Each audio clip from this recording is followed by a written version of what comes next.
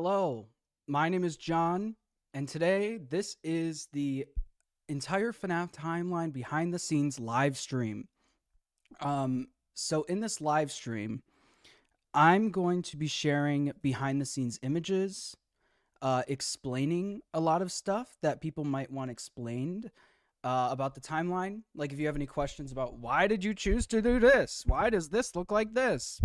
I will be answering all those questions today. I thought it'd be really a good thing to give you guys an opportunity to ask me whatever you wanted because I know FNAF timelines are complicated. Like people get confused, like why did you do that? I don't know. Okay. So this is the behind the scenes of the timeline. Um, oh, thank you, DJ Sturf. This is the first live stream I've done in a while. So I just want to say hi. I miss you guys, and thank you for being so supportive um, of me and the timeline. It's been unbelievable. Um, so yeah, if you have any questions for me, I actually kind of want to watch the video with you. Like maybe we can do like a watch along, and maybe I'll probably skip through because I want you to watch the video itself, not just me watching the video. You know what I mean? But um, yeah, this will be good. Liz, thank you so much. Just want to say the video was amazing. I can't stay in chat. It's all right. Um, thank you. I hope your holidays were good too, and Happy New Year. And next Chipotle bowls on me. Thank you. Thank you. I appreciate that. Trust. I got some Chipotle gift cards for Christmas. Anyways, but yeah, I think this will be fun. Should I watch the video? Yes. Yes. Um, da da da da da. Amazing, amazing. Okay. So, where do I even begin? So, for anyone watching the VOD of this, I'm just gonna get a few points out there. My goal with this timeline, okay, my goal with the timeline was make it as easy like to watch as possible, like make it as easy to understand as possible. That was a big thing for me. And I don't know if I accomplished that. I hope I did. But I think and so that was one of the goals. The other goal was to animate the most uh iconic moments from the franchise that no one has really seen in 3D before. Obviously, people have animated them like in the community before, um, but not all of them. The melting the endos down animation is something I don't see much of. I'm sure it exists out there. I'm sure someone has done it, but the FNAF 4 minigame house animation, yeah, like really making animations that are true to the games as much as I can. Um, yeah, I've never seen something. I wanted to make something that no one has really seen before, like no one has really experienced before. And I think I did that. I don't know. That's up to you to decide. Um, there's a lot of FNAF timelines out there. Ryan, thank you. The timeline is incredible. Thank you so much. Thank you. Well worth the wait. Merry Christmas, Happy Holidays. Thank you, Ryan. That's another point I wanted to bring up. The timeline, it has been in the works for a long time. Line.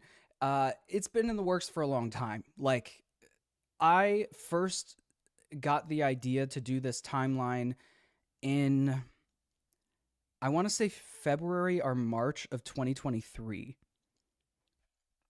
And I want to say the first animation that was done, like the first animation that was done for the timeline was it was done in April of 2023.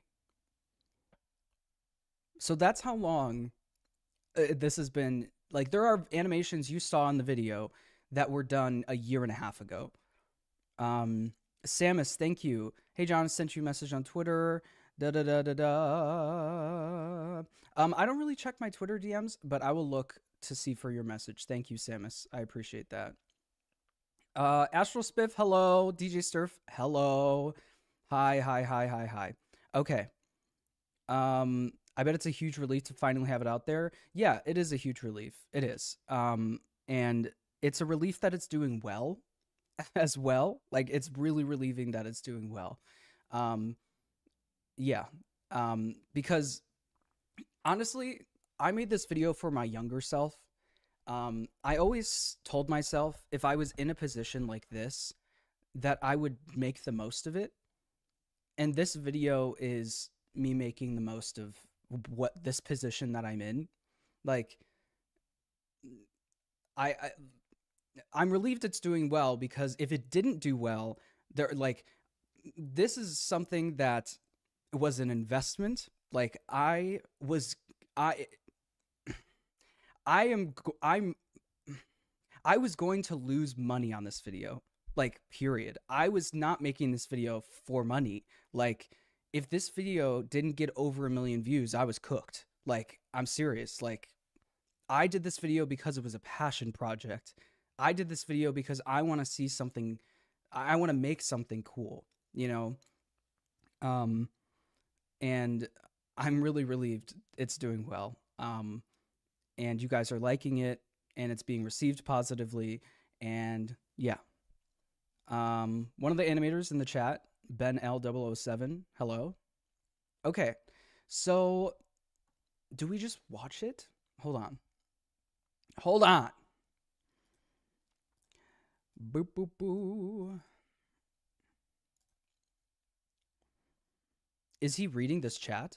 I am reading this chat. Called out. I called you out. He is reading this chat. Okay.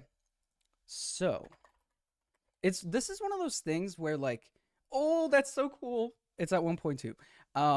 I don't check the video views on the video. Hold on. Let me turn this up. I don't check the views on the video because I'm scared. Like, I get scared. Like, it's almost like checking how the video's doing feels like checking to see how you scored on a test in school. It's like, oh, I don't even want to look. Like, that's how I was in school too. Like, I took a big test and I knew the grades were in, but I was like, I don't want to look. Like, just don't show me. So then I won't look at it. Like, it'll be like a day will go by and I won't look, and then I'll be like, I have to look now. And then I look, and it's been nice. But it's at 1.2. That is so cool. Wow. Okay. Okay.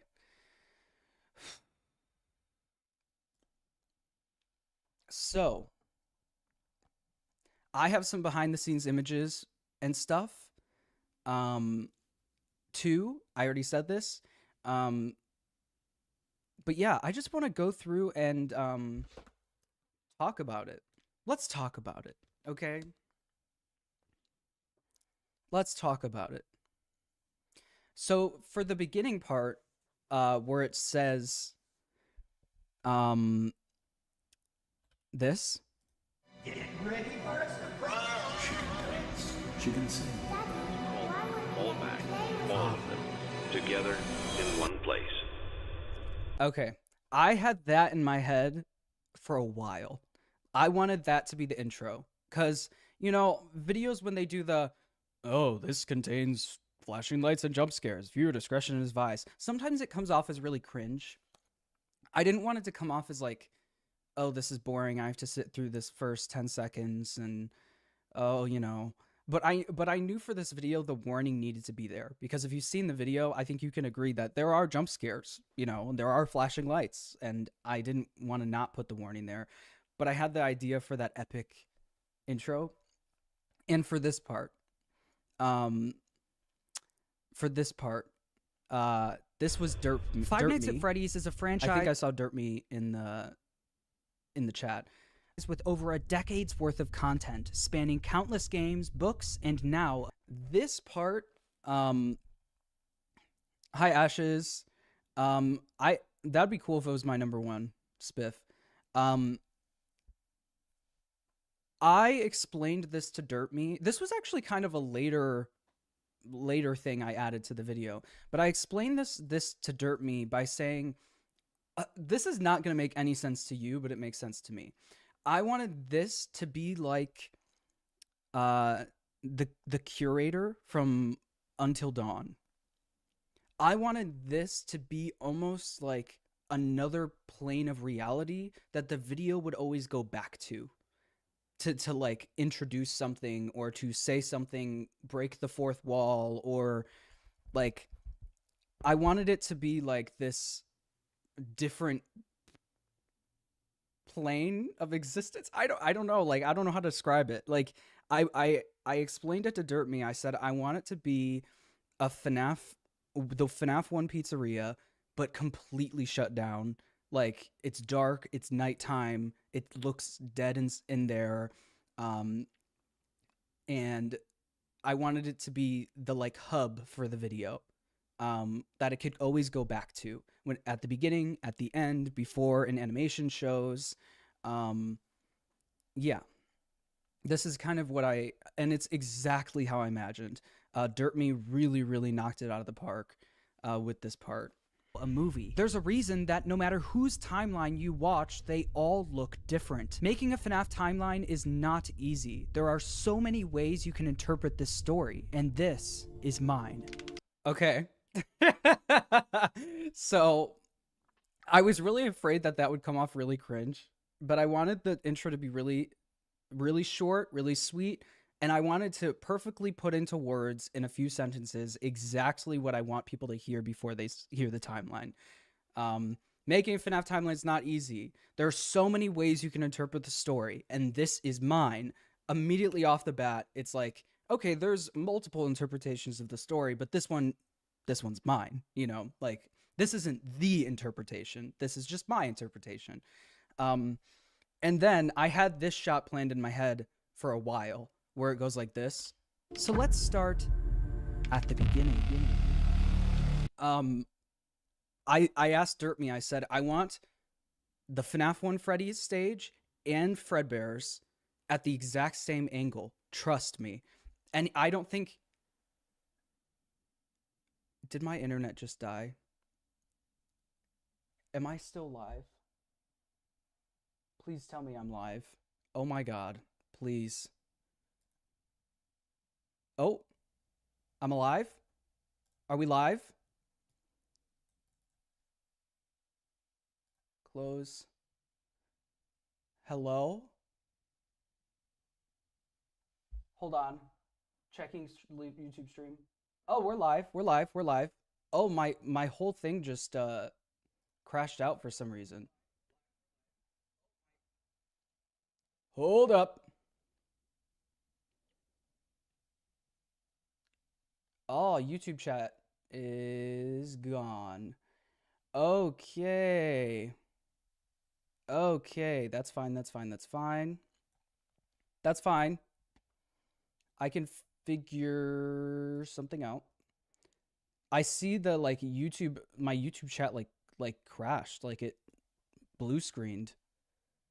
So let me pull up my live stream on a different tab and just look at the chat like that. Pop out chat. I'll just do this. Okay, sorry everyone. We're back.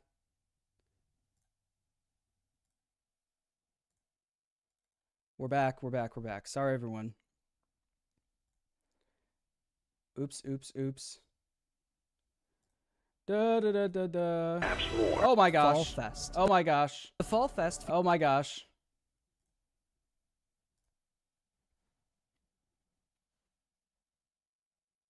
We're back. Sorry, everyone. Okay. What did I miss? Liz, thank you. October flashbacks. Oh my gosh. I completely forgot about that stream. Yeah. And the settings I put on for that stream, like when I was trying to fix the glitches, I was like, I'll just turn down my quality settings when I stream. And then when I streamed the Help Wanted 2 update, those terrible quality settings were still like active on my OBS. So that FNAF Help Wanted 2 update stream is like laggy and in 1080p. Oh, I was so upset. My bitrate was so low. Oh, really? Oh, I'm sorry, Emergency Banana. Thank you. Okay. There's a reason that is So for fine. this, So let's start we're back. at the beginning. So for this part, Back in the set, I told Dirtme, I said, I want the FNAF 1 stage and I want Fredbear's the exact same angle and I want this specific angle. Trust me. Just trust me. And I think he had no idea what I was trying to do there with this. there are so many ways you can interpret this story, and this But it turned out is great. mine. So let's start at the beginning. I mean, I explained to him, I think he did know. Like, I explained to him exactly what I'm going to do. But it turned out really great.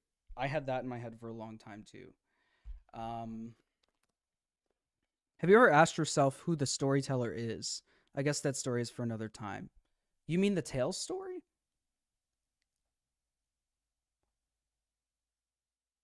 Who the storyteller is? I don't know what you're on about, Arca Delight, but thank you for the super chat. If you want to clarify in the chat, let me know.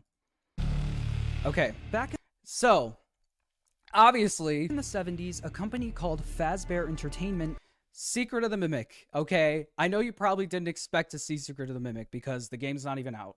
But I figured I wanted to include it because I knew there would be people saying, what about Secret of the Mimic? Wasn't that the beginning of the timeline?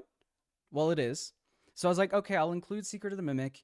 I'll attach it with all the Fall Fest stuff. I'll attach it with all the mascot stuff.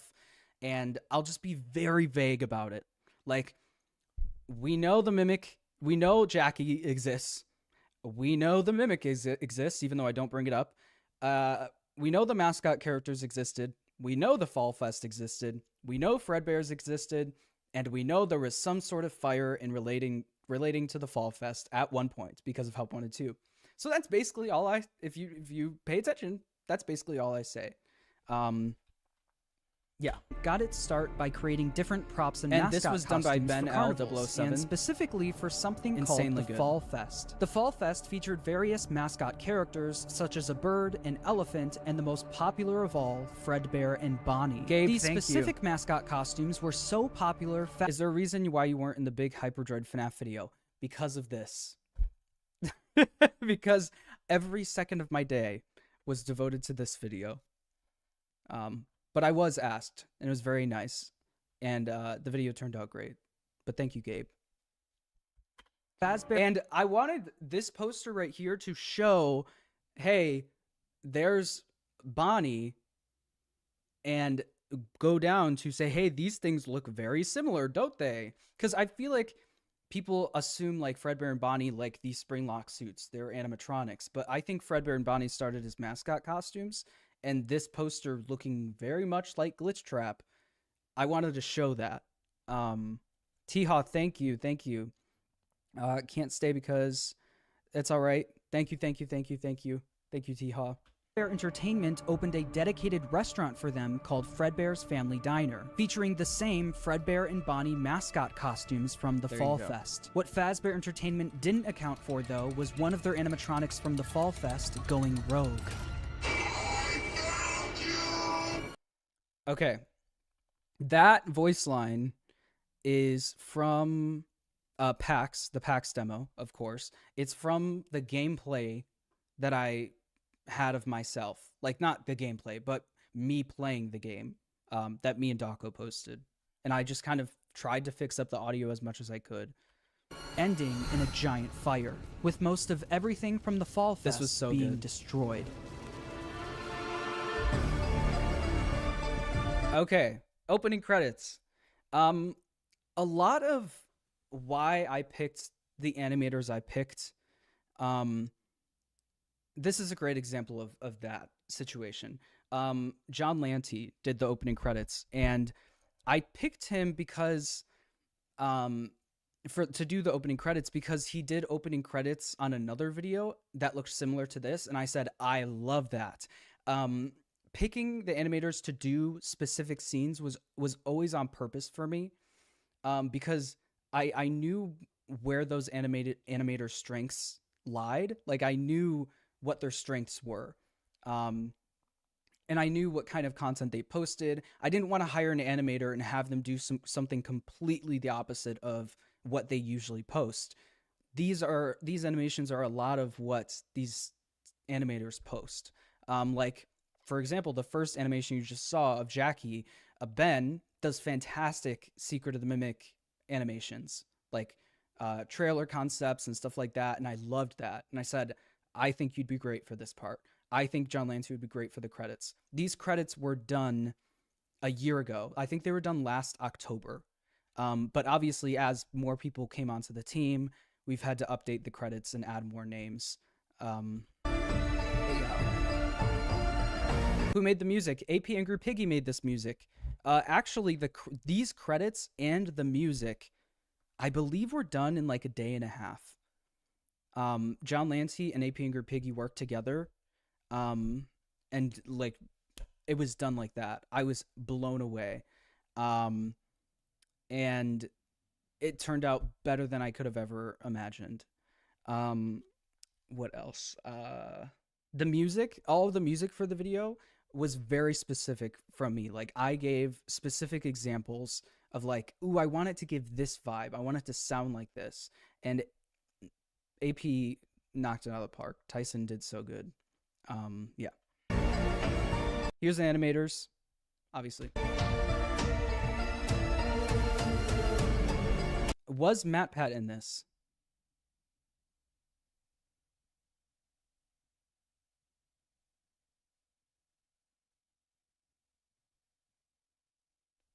That's all I'll say. Even down to the detail of this paragraph right here, I came up with this paragraph. I believe this was a year ago. So this originally said something else, and I went to John Lancey and I said, that doesn't line up with the lore like I want it to. So I typed him out a little paragraph and I said, add that paragraph in there. I don't know if it's exactly what I typed. I don't really remember. But yeah. The MatPat thing, I can talk about the MatPat thing. No, I'll talk about the MatPat thing when we get to the MatPat thing. Original music, AP Angry Piggy, DeHusta, John FNAF.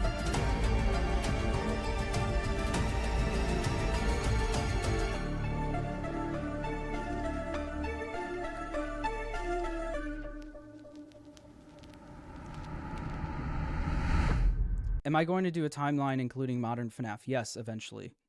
There's way too much coming out right now for me to try and do a timeline right now.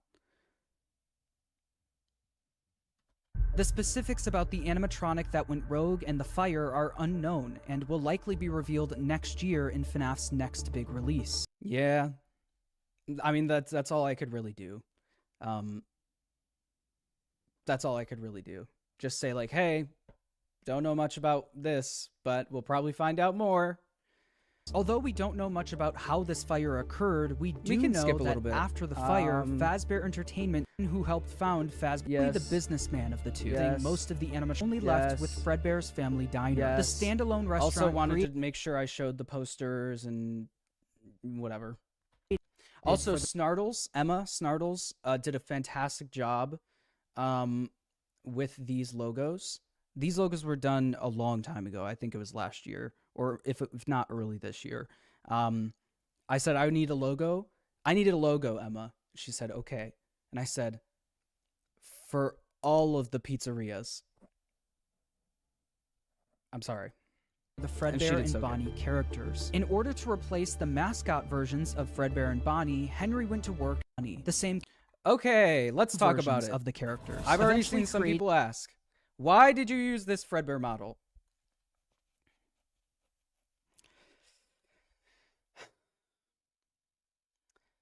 Because I liked how it looked. Like, I think if you really pay attention to, like, I've seen people say, like, why in the world did you use that Fredbear model? I liked how it looked. Like, if you pay attention to the video, I use the FNAF 1 Golden Freddy, the FNAF 2 Golden Freddy, Fredbear from Ultimate Custom Night. I use this Fredbear. Like, I just treat the characters as Scott has treated the characters for all these years. Designs may change, but they are the same. And I think people got the point. You know, there's animation Fredbear. This is what it looked like, what I think it looked like in real life. And then there's the Fredbear we've been given in the games. So that's what you see in 2D. This is what you see in 3D. This Spring Bonnie model, I actually added in myself. This Spring Bonnie model used to look just like the Fredbear model. Like the Fredbear model and the Spring Bonnie model were a pair, and they looked very similar. The Spring Bonnie model looked nothing like this. But I had Beiji send me the Bite of 83 animation. I swapped out the Spring Bonnie model later in development because I thought people would really not like the more stylized Spring Bonnie. And honestly, I didn't like vibe with it as much, because if we go from this right to explaining what a Springlock suit is, and it's two different Spring Bonnie models, that would just look, you know, so all of it's funny, like this was a mishmash, especially the Bite of 83. There was 3 people working on the Bite of 83 animation. Me, Dirtme, and Beiji. And I animated all of Spring Bonnie's movements on the stage. Beiji animated the camera and all of Fredbear's movements on the stage and did most of the environment. And then Dirtme added more to the environment to make it look like the Fredbear shots that Dirtme was doing, so it could look more cohesive, I guess, if that makes sense. So that's my explanation for why I chose these models. Eating the new Fredbear and Spring Bonnie, the same characters but with new designs and new suits. Henry called them Springlock suits. These suits are able to double as both an animatronic and a suit. So this obviously was an ode to like FNAF VHS on YouTube, because you get a lot of those FNAF VHS like, oh, firmly turn the hand crank on the Freddy Fazbear. You know, I wanted it to be like that. So Dirtme did the animation of the TV. This was actually a longer animation of Fredbear and Bonnie on stage, and then the camera moves throughout the pizzeria and then eventually gets to the TV. But the longer animation didn't really fit with the whole video, so I had to cut it to make it just show the TV. And yeah, this was made by TKSFM very late in development. Like TKSFM like saved my life for this video. There are things in this video that in the last month or 2 of development, I was like, I want this so bad, but we don't have time. And TKSFM made time. So I was really grateful for TKSFM. Cryptid, thank you. Huge thanks to you and the team for putting so much soul and effort into this video. Glad to see such passion. Thank you. I appreciate that, Cryptid. That's really sweet. Thank you. This was cool to see. Yeah, thank you. I That think the it was employees too. could wear. To switch the suit from animatronic mode to suit mode, the employees could use a hand crank to pull back the animatronic parts, leaving room for them to climb inside. The spring locks that were helping to hold back those animatronic parts were very sensitive though, and with even a little bit of moisture, the spring locks could potentially snap shut, crushing and killing whoever was. This was also like, I didn't want there to be gore, like too much gore, so obviously you can see it turned out fine. Inside. But if that ended up happening... Okay, so remember how I just said this was a longer animation of Fredbear and Bonnie on stage and the camera pans through the pizzeria and then goes to the TV and shows the Springlock thing? This actually snapped shut, crushing and killing whoever was inside. But if this is that animation, but I just reversed it. So imagine this reversed. You show them on stage and then they pan away. I just reversed it to like fill the space, I guess. I don't know why I did that. I kind of blacked out when I was editing this video. Rockin' Stampede, thank you. This movie has been an addiction of mine ever since the release. This is one of the greatest love letters to the community. The scene where the crying child was stalked by Michael at home was plenty tense and scary. Cheers. Thank you so much. That was kind of the goal. Like I wanted it to be, and I put it in the description of the video. I wanted this to be a celebration of the artists throughout this community. I really did. And I was saying that ever since the beginning. Like I want this to be like a celebration of how talented this community is. Smoke, thank you so much. That ended up happening. Fazbear Entertainment had some common sense procedures set in place. In case that the spring locks come loose while you're in I almost cut this part, but I thought it'd be funny. For William and Henry, so much so. Okay, the pizzerias. Pizzerias were done by Barbadroid. Yeah, they did a fantastic job. Fantastic job on the that pizzerias. other companies tried Pizzerias, Barbadroid, the signs by replicating Emma it. Another Snartles. company proceeded to rip off Fazbear Entertainment's old mascot characters by creating their own animatronic versions of. I thought this made a lot of sense. The fact that the animatronics are more not as like solid, and they have like these giant batteries with the wires on stage with them. I was like, it kind of makes sense that it was another company trying to replicate like Fazbear Entertainment's thing, but they couldn't get Henry's state-of-the-art technology. Like they just could not replicate Henry's technology. I thought that made a lot of sense to me. Rye Toast, hi Rye Toast. I could be proven completely wrong. This is one of those things where when Secret of the Mimic comes out, obviously there's a lot of Fall Fest characters in Secret of the Mimic that mirror the mediocre melodies. So I could immediately be proven wrong in Secret of the Mimic, and that's fine. The thing with this video is I was really scared to post it at certain points. Because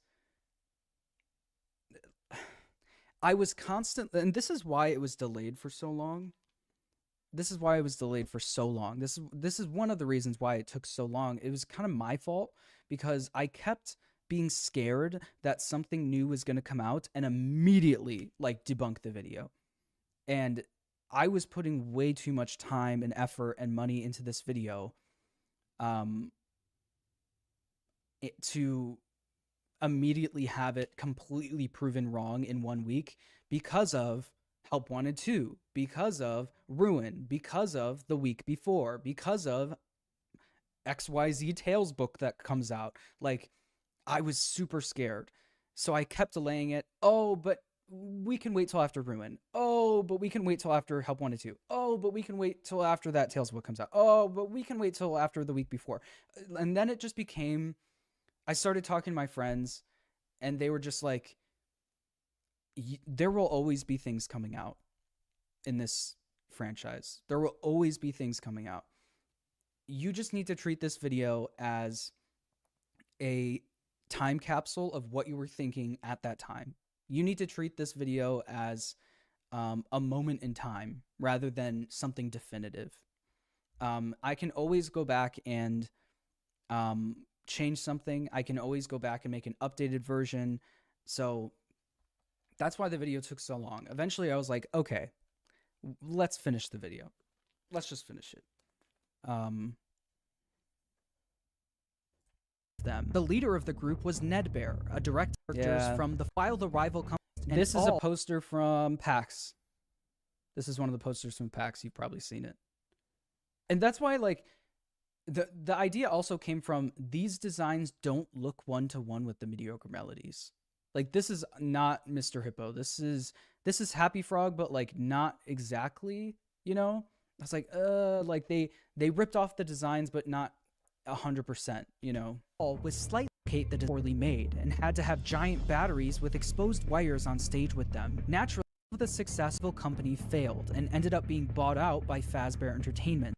Obviously, because Mystic Hippo, because Mr. Hippo's security breach, Fazbear Entertainment bought out. With all of the success from Fredbear's Family Diner, William and Henry decided to branch out and create more characters for a new restaurant. In 1983, William and Henry opened Freddy Fazbear's Pizza, featuring Freddy Fazbear, Bonnie, Chica, and Foxy. With the opening of Freddy Fazbear's Pizza, Fazbear Entertainment, at the same time, more success also meant more work for William and Henry. The duo were so wrapped up in work that they started neglecting their own families. William was the father. So that was kind of the, like I said at the beginning and the end of the video, when you're making a FNAF timeline, you can put the games and the events in an order. Like, that's not the hard part. You can easily just, like, decide, sure, that game can be before that game, Bite of 83 can be here, blah, blah, blah, blah, blah. It gets tough when you have to figure out the actual story. Like, you have to piece together, why does this come before this? Why did Afton go from doing this to doing this? And the backbone of my decision-making on that was what I just said. They had different ways of taking care of their families, and they started neglecting their families because of work. This is like something we see in the Silver Eyes trilogy a lot. Henry and William only caring about work. Kids come second. Like, that is a common theme in this franchise, bad parenting. So I think having two different ways of taking care of their kids was a solid. Father of 3 kids, Story. the eldest, Michael, the crying child, and Elizabeth. The crying child has yet to have a 100% confirmed name, so for this video, he will just be called the crying child. Meanwhile, Henry had 1 kid, a daughter named Charlie. The business partners spent most of their days working, so they both created different ways of taking care of their kids. Henry was the robotics genius, so he used his talents to create a new animatronic. I did this animation. Someone who is reacting to the video or left a comment or something said, oh, this definitely looks like John animated it. How did you know that? And 2, what does that mean? Does it look bad? Does it look bad? To watch Charlie for him. It was called the security puppet. One thing I'm kicking myself for, see this font right here? I found this font in Final Cut Pro, and I loved it. I was like, oh, and I wanted this to be the font at the very beginning. I wanted this font to be the same font, but I couldn't find it. I literally just couldn't find it, which is so embarrassing. And I thought that was it. Like, when I typed those things, that was one of the last things I added was the viewer discretion is advised. I thought that was this font, but it wasn't. So now I'm going back and, like, looking at the video, and I'm like, oh, whatever. It's fine. It's not a big deal. This animatronic would sit by the... Oh, yes. If you haven't watched the video yet, please watch the video before you watch the stream. I'm going to be skipping around. I'm going to be spoiling things. Please, please, please. Door of Freddy Fazbear's Pizza and make sure that Charlie wasn't able to leave the building. This made it so Charlie could play at the restaurant. This makes sense to me, okay? I've heard over and over and over again the explanation of, like, well, the security puppet was made because the Bite of 83 happened. Like, Henry wanted to protect Charlie after the Bite of 83. That doesn't make sense to me. The security puppet has a specific purpose, and that purpose is to make sure that Charlie doesn't leave the pizzeria. Like, make sure she stays inside the pizzeria. It doesn't have anything to do with, like, making sure she doesn't touch the animatronics, making sure, like, bullies can't harm her. It literally is just designed to make sure she doesn't escape or leave the pizzeria. And that tells me, oh, this is like a babysitter. Like, this is something that Henry can activate and have Charlie just play at the pizzeria while he works. Because work comes first, you know?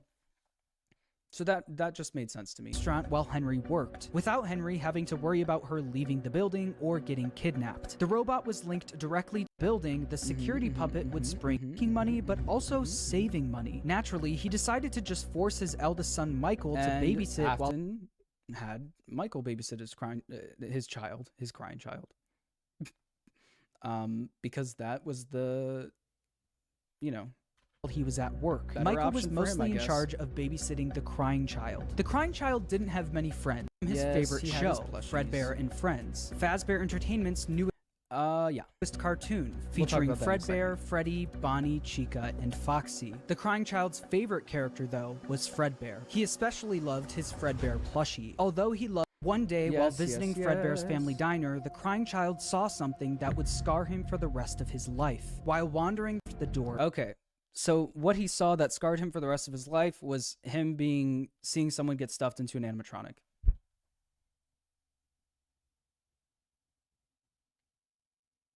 That's kind of just what makes sense to me. When I really looked back, and I looked back at all the games in the context of when they were released, I thought about, why would Scott show this Easter egg? Why? Why? What is the importance of showing this Easter egg? And I see two reasons. I see, because obviously if he wants to show, there's people in these suits, they can walk around in them. This on the right already does that. We already see someone inside the suit.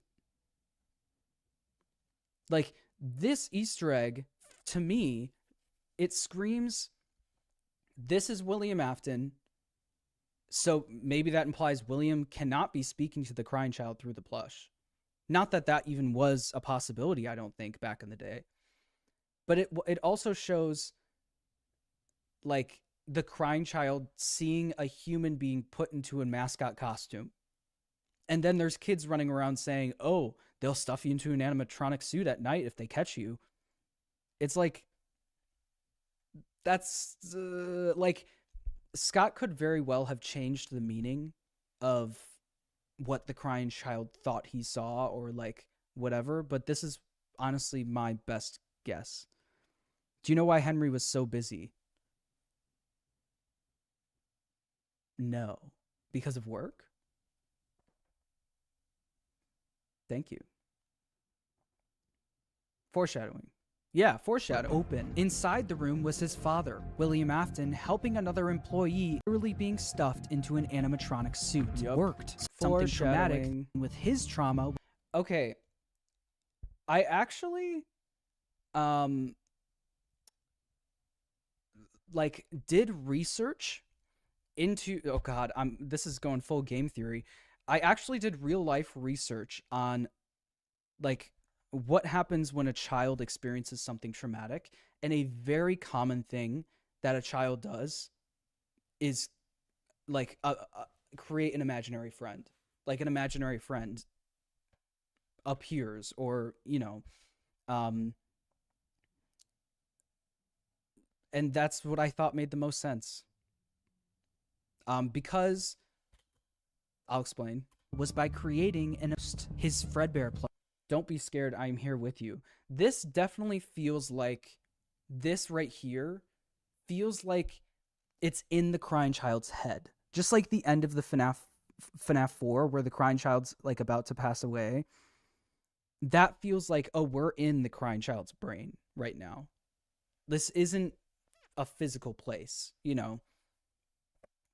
Plushie. His new imaginary friend Fredbear followed him wherever he went, shape-shifting into flowers, hiding behind cars, and in the sewers. And also, like, the fact that it's a flower, the fact that it's hiding in the sewers, it doesn't scream like, this is a microphone system, and, like, this is a surveillance system. Maybe Scott made it that way?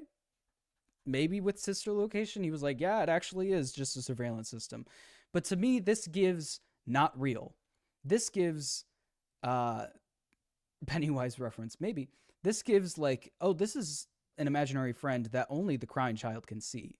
Because I think that little girl would be like, why is that flower a Fredbear plushie head? Not that Scott thought about it that deep, probably. But yeah. With nobody being able to see him except for the crying child. When the crying child was overwhelmed, the plushie would speak to him because it lived down. Even when the plushie wasn't around, it was still able to speak to him because it lived in his mind. This is a great example right here. Why is the plushie speaking to him when it's not even around? Well, it's because it lives in his brain. Like, it's talking to him. It's his subconsciousness. It's, the plushie knows everything that the crying child goes through. It knows that Michael's hiding and is going to jump scare him. It knows that, Like, oh, he locked you in your room again. He locked you in your room again. It knows all this stuff because it is an extension of the crying child, you know? Anyways. While the crying child was dealing with the trauma of seeing what he thinks was someone being stuffed into a suit, his brother Michael was only making it worse. Michael knew— Okay, so this wasn't on purpose. I don't know if it was. She's always nervous. Hello. Hope you're doing well. So what was I gonna say? Oh yeah, this was not on purpose. The thing that I said the crying child saw was in the employees only room, and someone accidentally left the door open. And Dirt Me, for the interlude for this animation, made it zero in on the employees only room and then pan down to see the door open.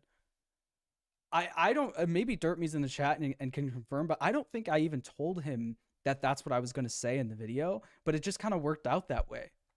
was someone being stuffed into it. Look, while the crying child was dealing with the trauma of seeing Yeah, what he thinks was someone being stuffed into a suit, in the employees only room where someone accidentally left the door open, his brother Michael was only making it worse. Michael knew about what Employees only happened room. with his younger brother Door and open. used it against him. Every day while babysitting the crying child, Michael would put on a foxy mask, hide somewhere in the house, and jump scare his little brother. okay, this, yeah. So there obviously needed to be a cool way to show the this was very important to me. Okay, you'll notice that throughout the video there is a lot of gameplay. Dirt Me, hi Dirt Me. There's a lot of gameplay in the video. Dirt Me, I'm gonna mod you. I can't mod you, my chat's broken. I'll mod you later. So it was important for me to show as much gameplay in the video as possible. Like, I wanted, like, this was the problem with making a really heavily animated video, or like have a bunch of animations showing the most iconic moments in the franchise. I was worried that it would take people out of it and people would not connect the dots. Like, I can show you the Bite of 83 animated, but to someone who hasn't kept up with the franchise very well and doesn't know it very well, but they know those mini games. They know what those mini games look like. I wanted to very clearly show this is this mini game now in real life. And I think this was the best way to do that, for it to start and the animation end with exactly what happens in that mini game.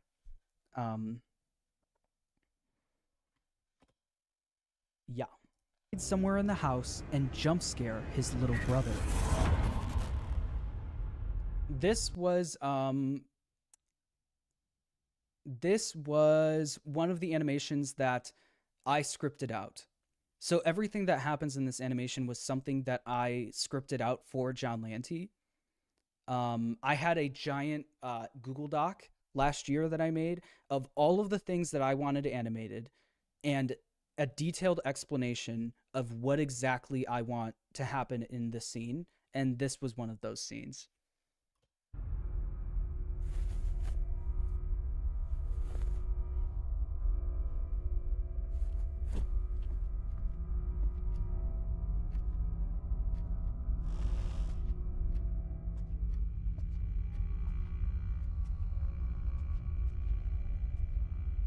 From the pizzeria to your living room.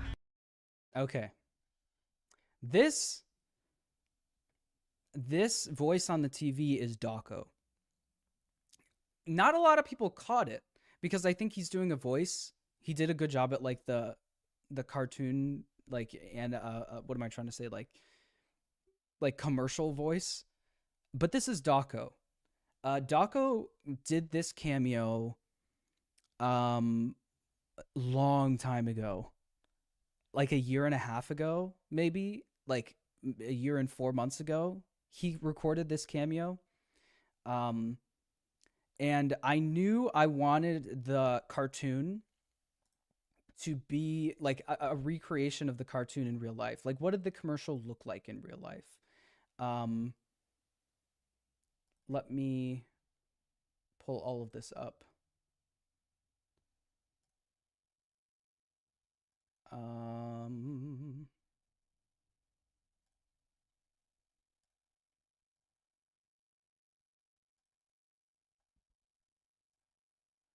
Hold on. I can pull up all the panels for you. Hold on.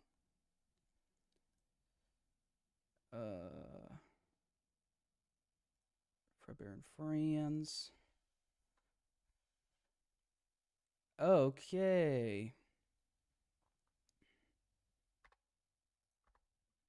That's fine. Where is it? That is fine. Is there anything on screen you can't see? Okay. In game. So these are the panels. I wanted that's Dawko's games confirmed true. Anthony, thank you so much. Happy birthday, Anthony. Happy birthday. I hope you've had a good day. So this is the first one. We got Chica with the cupcake. Oops. We got Freddy. And these are exact recreations of the 8-bit version of the TV show. Hold on. We got Fredbear and Foxy.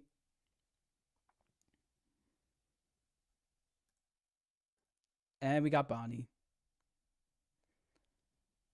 They're so good. I said I want them to look exactly like the 8-bit minigame version. And Emma did amazing. Do you think Cassidy is Crying Child's imaginary friend then? Also, this vid is peak. Can't wait to see what else you're cooking up. Thank you, Noah. No, I don't think Cassidy is Crying Child's imaginary friend. It's possible. It's possible. But I think it's just his imaginary friend. Maybe. I don't know. But yeah. This is Dawko. This is the Dawko cameo. Hold on. From the pizzeria to your living room, you no longer have to wait to sing and dance with Fredbear and Friends. Weeknights at 8, 7 Central. Only on... I really wanted to bring the horror back to the franchise. And if that makes any sense.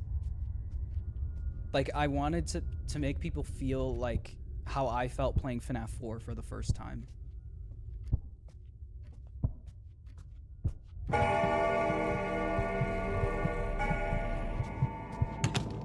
I will say, there is an Easter egg or like an Easter egg or something like that in this scene that no one has found yet. There are a couple things that no one has found yet.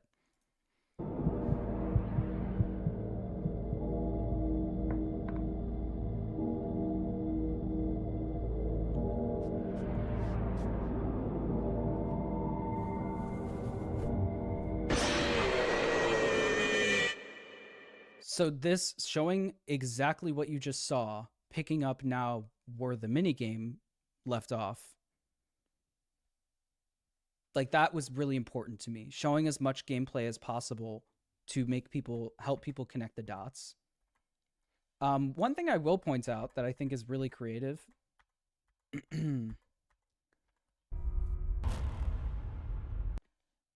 Notice the Foxy plushie has its head right here.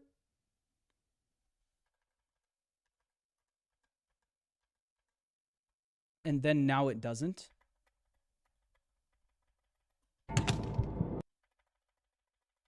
I think you can tell, but now it doesn't. Ooh. That's not the Easter egg thing that no one has found though yet.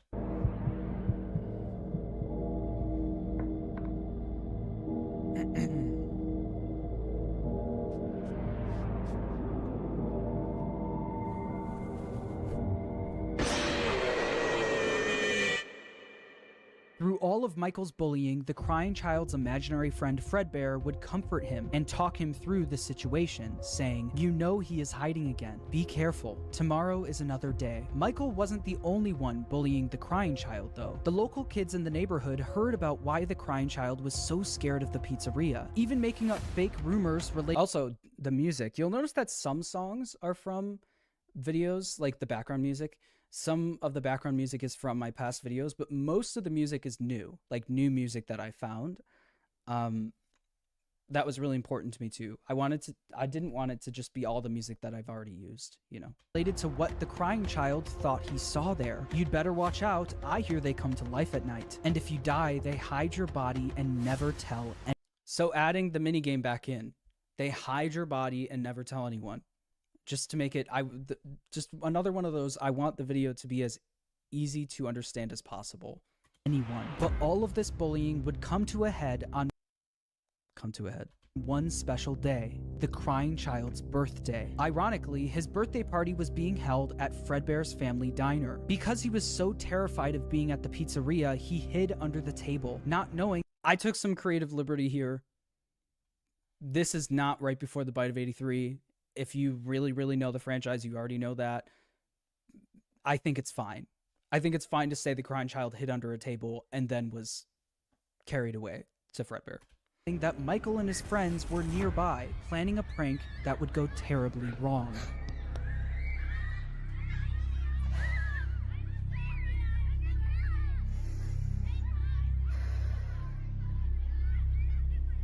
Make sure you grab your pizza. Fredbear and Spring Bonnie will be performing in 5 minutes. Okay. Yes, that is MatPat. I've seen a lot of people. I wanted this to be a surprise. And that is kind of like this video. Okay, so let me start with this. The MatPat cameo. Yes, that is MatPat. Number 1. Number 2, this cameo, MatPat recorded this cameo for me in October of 2023. So I think it was October. It definitely was last year. So this was like the last pre-retirement piece of content of MatPat ever. I think this was pre-announcement of retirement. And everything. This was a long time ago. So there you go. There's your pre-retirement MatPat content. How long did you take to do this? A long time. So yeah, I did all the Spring Bonnie animations. Beiji did all of the camera movements and Fredbear movements. I tried my best to match Beiji's style with the Fredbear movements. I think I did fine. What was I going to say? Oh yeah, with this video, I knew it was going to take a long time. I knew I kept delaying it. So not giving a specific release date, even though I said 2023 last year, but that was very vague. It's fine. Not giving a specific release date, not constantly releasing teasers, not constantly explaining things that are going to happen, showing you teasers of the animations. That was really important to me. I feel like if I said a year ago, oh, MatPat's going to be in the video, there would literally be a year of people being like, oh my God, he's going to be in half the video. Oh my God, is he going to show up? Is him and Scott going to show up to, I didn't want people to build expectations too high. I didn't want to show too much. I wanted a lot of it to be a surprise. So seeing people who've reacted to the video or comments or whatever, hear this and be like, oh my God, is that MatPat? That was the most rewarding thing ever. That's exactly what I wanted. I wanted a lot of it to be like, holy crap. This was I didn't want to dangle the carrot in front of you for a long time and reveal too much. So that was really rewarding for me. It was just enough. His cameo doesn't do too much, but it's there. And respect to you, MatPat. Obviously. TK, thank you so much. Thank you. Oh, also behind the scenes stuff. The breathing and stuff like that in the video. So I obviously have to find copyright free stuff all the time for my videos. And for the sound effects, some of the gasps and the breathing in this video is literally me holding my phone up to my face and me going and then me putting it into my editor and pitching it up to make it sound like a kid. There's a lot of things in this video that were very homemade that I did myself. And I think I have a behind the scenes. Oh, that's from the charity stream. I think I have behind the scenes of this as well. Let me see. Downloads, go to here. Okay, this is the only behind the scenes thing I have, but it's funny.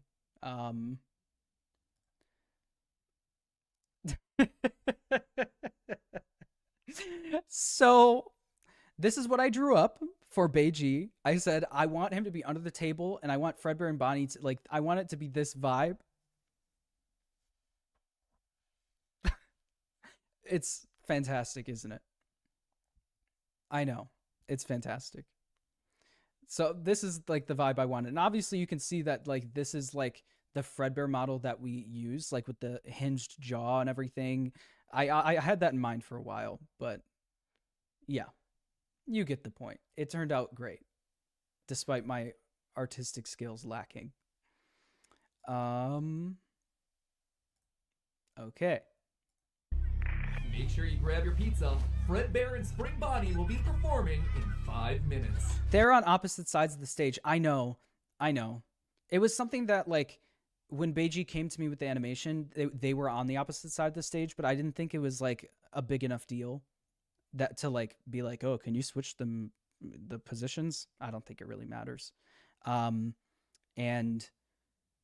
it works out better for the animation, like where Michael is positioned, where he brings the crying child, you know, stuff like that. I figured you're joking. I know. But I thought I'd explain.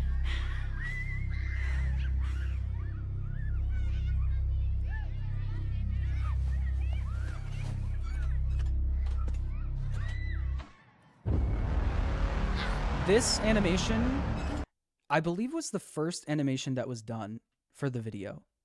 I believe this was the first ever animation done for the video, and all of the sound design in this animation was me. I did all of it. For a few of these animations, I did all of the sound design, and it was fun. But yeah, this song specifically was in the video for a long time. The turning to Michael and then it's boo, like that's exactly the song I wanted.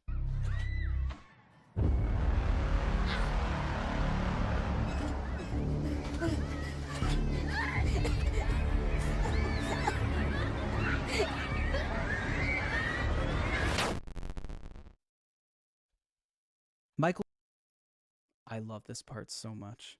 This is something that came to me while editing. No. Actually, no. This is something I had for a year and a half in my brain. I mean, you can see that the animation was designed that way. You don't actually see the bite. I knew I wanted it to cut to Fredbear biting down and then have silence for a few seconds after, so people can be like to really emphasize the moment of it all, to emphasize like, holy crap, this is really dark. Like, this is a really, because when we see this, we think, oh, was that the bite of 80? Like, people, it's really memeified, I guess. But I wanted to like bring back the like, holy crap, this is actually really, really devastating, as much as I could. And I love this moment. When I made this when I was editing the video and I made this moment, I was like, oh, that is so cool. Morse, thank you so much. Ooh, thank you, Morse. Good job, Morse. Blaze, thank you so much. Exactly. Michael and his friends lifted the crying child up to, quote, give Fredbear a big kiss, and Fredbear bit down on him, leaving his body to go limp. Michael and his friends quickly stopped laughing. Because of Michael's immature behavior, his terrified younger brother paid the ultimate price. Although the crying child was badly hurt, he didn't immediately at a hospital. The crying child was taken home. So the only reason I said the crying child was taken home and he didn't die in a hospital was because of the IV next to the bed and the pill bottle and the flowers in the FNAF 4 bedroom, like the Easter eggs. The flowers especially, they're giving, like, this person has been here for a while. It's not, like, the flowers are giving, like, this, like, crying child wasn't bit and then the next, like, hour later was dead. It's been a few days. Like, people have came and visited. People have left flowers, you know? So that, I don't know, I just... And also, weirdly enough, I know this is going to sound insane, but the door in Security Breach in the Endo daycare with the hospital bed that looks like the FNAF 4 bed, but it's like one of those I don't know, that just made me think it was like an at-home hospital bed. I have no idea. I have so he's surrounded by his plushies, but I think this is his imaginary friends. Like, this is on his mind. Surrounded by his only friends, his plushies. In the crying child's final moments, Michael decides to apologize for what he's done, saying, "Can you hear me? I don't know if you can hear me. I'm sorry." After Michael speaks, the crying child's imaginary friend Fredbear, fun fact, created out of the trauma he experienced, continues doing what it's done the whole time. It comforts him, saying, "You're broken. We are still your friends. Do you still believe that? I'm still here. I will put you back together." I'm shocked at how many people haven't raked me over the coals for this part. This is probably one of the most controversial things I say in the video, saying that it's actually just his imaginary friend talking to him, and not Afton, and not Charlie, and not Cassidy. Like, it was just his imaginary friend speaking to him. I messaged ID's Fantasy, and I said, on a scale of 1 to 10, how insane would it be for me to say that it's literally just his imaginary friend continuing doing what it's done the whole game and just comforting him at the end? And she gave it like an 8, I think. Like, you're insane for saying that. But I was like, I can take an 8. And I kept it in the video.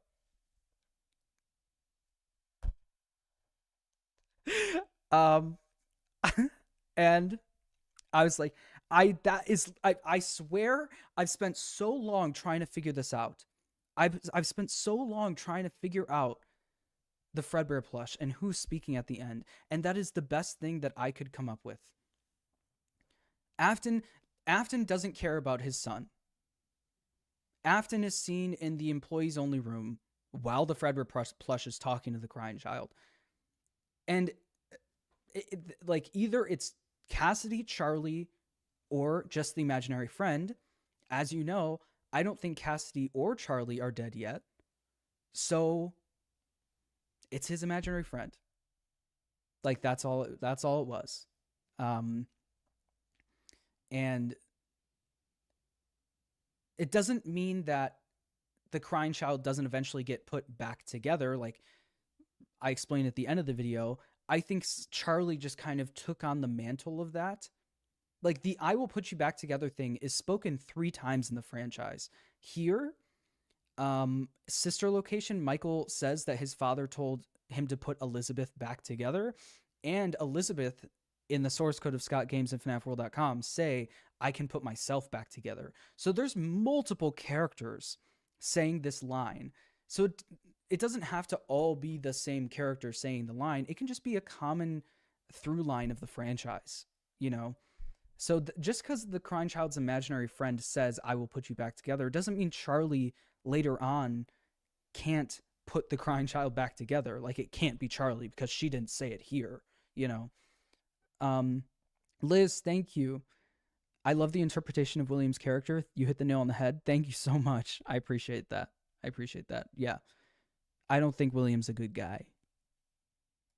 This would be the final thing the crying child hears before he dies. The crying child's spirit would then live on in the Fredbear suit, the thing that took his life. The crying child's death wasn't just an accident. It was directly caused by Michael's recklessness. This is something that Michael could potentially face jail time for, so it needed to be covered up. This was another thing. So I was like, ooh, I don't know how people are going to react to that. I did research into what if a 14-year-old, like, it was more reckless. It wasn't intentional trying to get his brother killed, but it was reckless behavior that got his brother killed. Can a child go to jail or juvie or whatever? Yes. Yes. They had to, and the mound of dirt in the middle of the woods, it's giving, we need to cover something up. We need to hide something where no one can see it. There is no flowers. There is no gravestone. There is nothing. It is just a pile of dirt. It's giving, we need to cover something up. And with my timeline, that being what the Midnight Motorist pile of dirt is, just made the most sense for me. Since the crying child was being kept at home, no one else knew that he ended up passing away. So William and Michael ended up burying the crying child's body in the middle of the woods where no one would find him. No tombstone. I did this animation, and I'm very proud of it. No flowers, just a pile of dirt, an unmarked grave, and a lifetime's worth of guilt that Michael would have to live with. Shortly after the incident, Fredbear's family diner was quickly shut down, and Fredbear was completely wiped from existence. The Fredbear and Friends TV show turned into Freddy and Friends on tour. The Fredbear and Spring Bonnie Springlock suits also ended up being moved into the back room of Freddy Fazbear's Pizza. Mainly being used as son was a pivotal moment in this story. Specifically, William Afton's story. Yes. This was the first... Okay, this was another thing that was very important to me. Making sure that William was portrayed as just an evil guy. An evil guy. That was pretty important to me. First domino to fall. A father losing his son is a traumatic situation. I was very amazed to find out that you made that little sequence. Very proud. Thank you. Thank you, John Lanty. Yes, so in a stream a while ago, I mentioned how I was learning Blender. I've been posting animations for the past year and a half now, just little animations here or there. Now I could say I was learning Blender to animate things for my own video, for this video. Ta-da! But also I've just loved learning Blender, and I'm going to keep going with it. But situation, and while any other father would take time to grieve, be sad, and properly deal with such a big loss, William Afton took a different route. Afton definitely was upset about his son dying, but it wasn't because he felt bad for his son, it was because it was embarrassing to him. William Afton was a narcissist. He had little to no empathy. All he cared about was work and comparing himself to his business partner. the stream's audio is low. Is the audio fine? Is the audio fine, everyone? Does it need to be changed? My mic audio could be a little quiet, maybe. Thank you, Dirt Me. Audio's fine. Okay, as long as it's balanced. If you need to turn it up, that's fine. But like if one thing's higher than the other, whatever. Okay.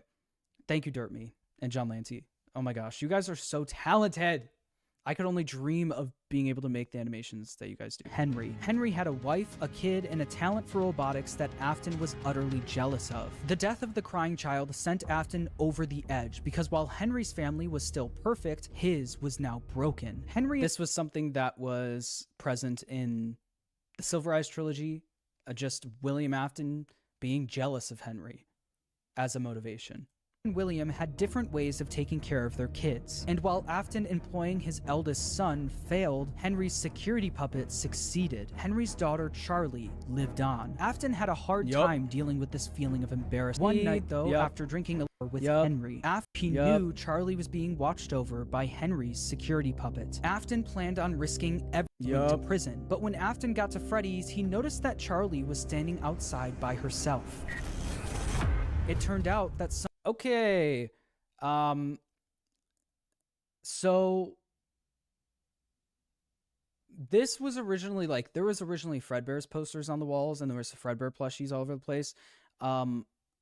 This was recently changed in the last month and a half to like have just Freddy Fazbear's Pizza stuff because that doesn't fit with the timeline. Also, what's that?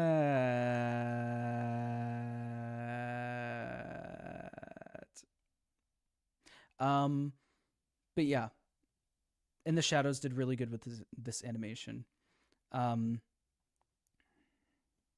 You know, I had to hide a Nightmare on plushie in my own video.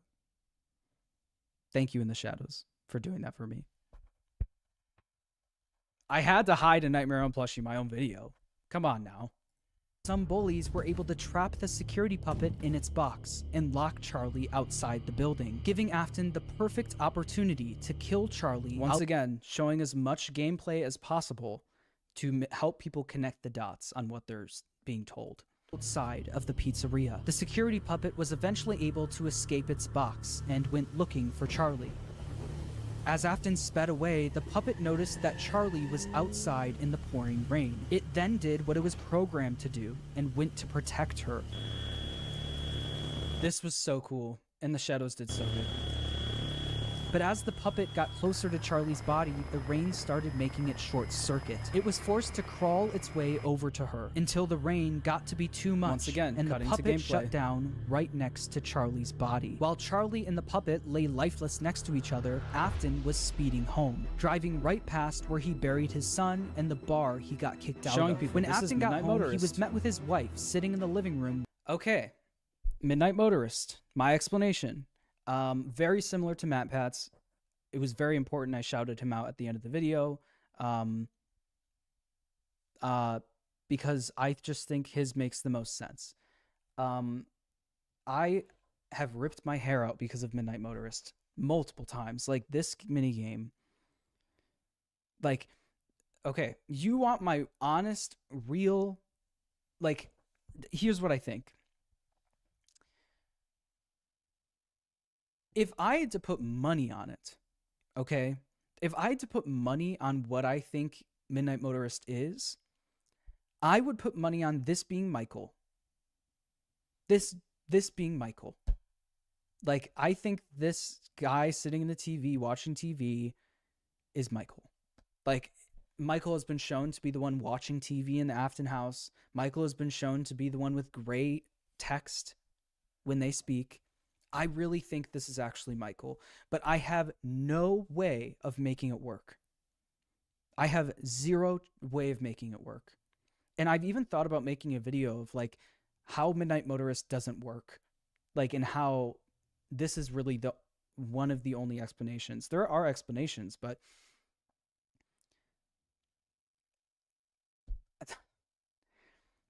and then it's like, if the crying child's alive, what are the footprints? And if this is the night Charlie died, and the footprints outside of the window somehow have to do with, if the footprints outside of the window somehow have to do with Charlie dying, like it's Shadow Freddy or Shadow Bonnie, like, what is the dirt mound? What's the dirt mound? In the middle of the woods. It's like, okay, well then you have all those answers, but then, and also explaining to people that that's Shadow Bonnie, it's tough, you know? And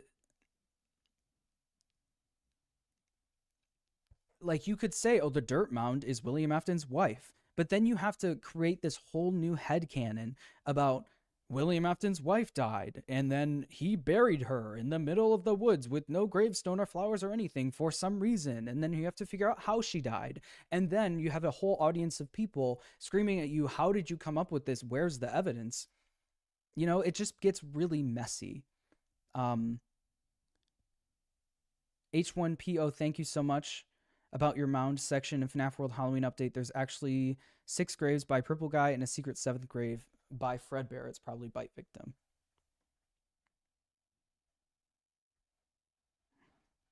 I've heard of that.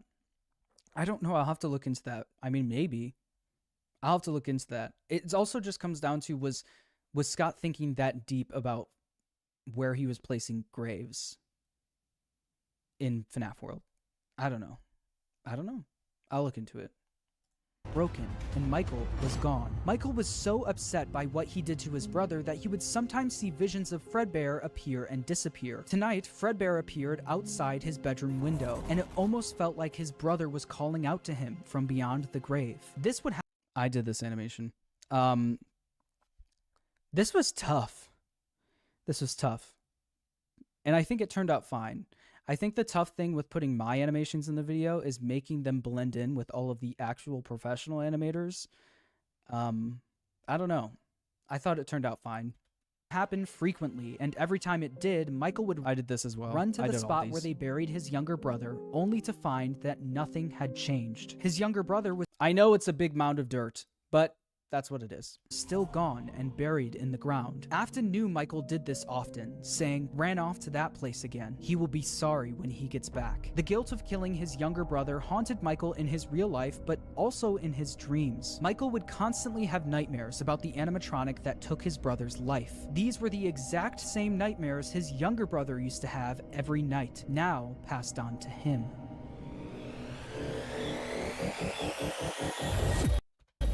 This has been done for a while. All of that editing of like the flashing of the Bite of 83 and the music and the sound design of all this was all me. This scene only exists because of the one drawing of Nightmare Fredbear that Michael put in the logbook, in the security logbook. And I think it's one explanation. I've always said that, like, FNAF 4 nights 1 through 4 or 5, I don't remember, feel like, oh, that is Crying Child's nightmares. And then after that, nights 5 or 6 or 7 or whatever, where it's just Fredbear and maybe Nightmare Fredbear, or Nightmare Fredbear and maybe Nightmare, that feels like Michael now having nightmares about the animatronic that he saw bite his brother, you know? Yeah, I did all of this sound and stuff. JC, you showed me this one over a year ago? Yeah. That's how old this stuff is. This is one of the songs that I'm kicking myself because for some reason people like are getting copyrighted for this song. I have no idea why. It shouldn't be happening, and there's nothing I can do about it. But yeah.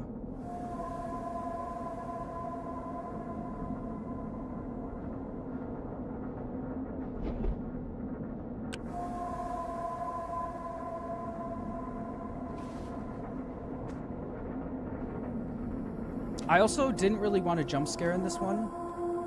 I just wanted to be face to face. I wanted to make it feel like how I felt playing FNAF 4 for the first time. That was a lot of motivation for a lot of the scary parts of the video.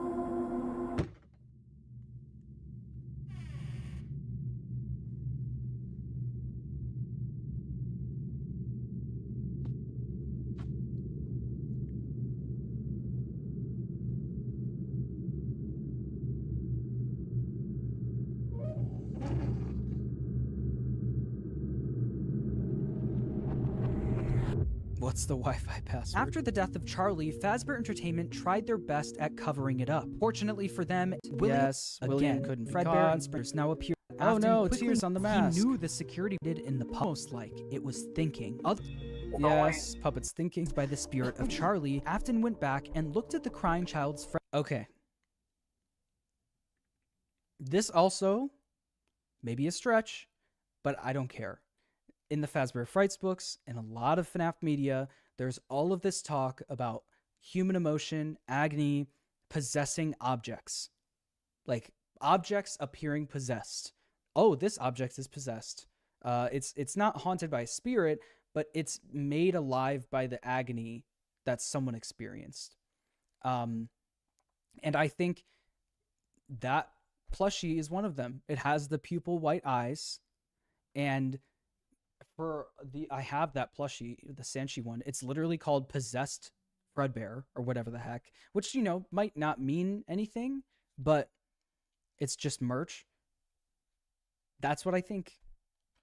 Fredbear plushie, only to find that it also seemed to be haunted. The crying child feared for his life every single day, and that plushie was something he was able to cry and pour his agony into. Afton believed that this is what caused the plushie to appear haunted. It wasn't made alive by the spirit of his son, it was made alive by the agony and fear his son poured into it. Afton quickly became obsessed with— That was very important for me to clarify.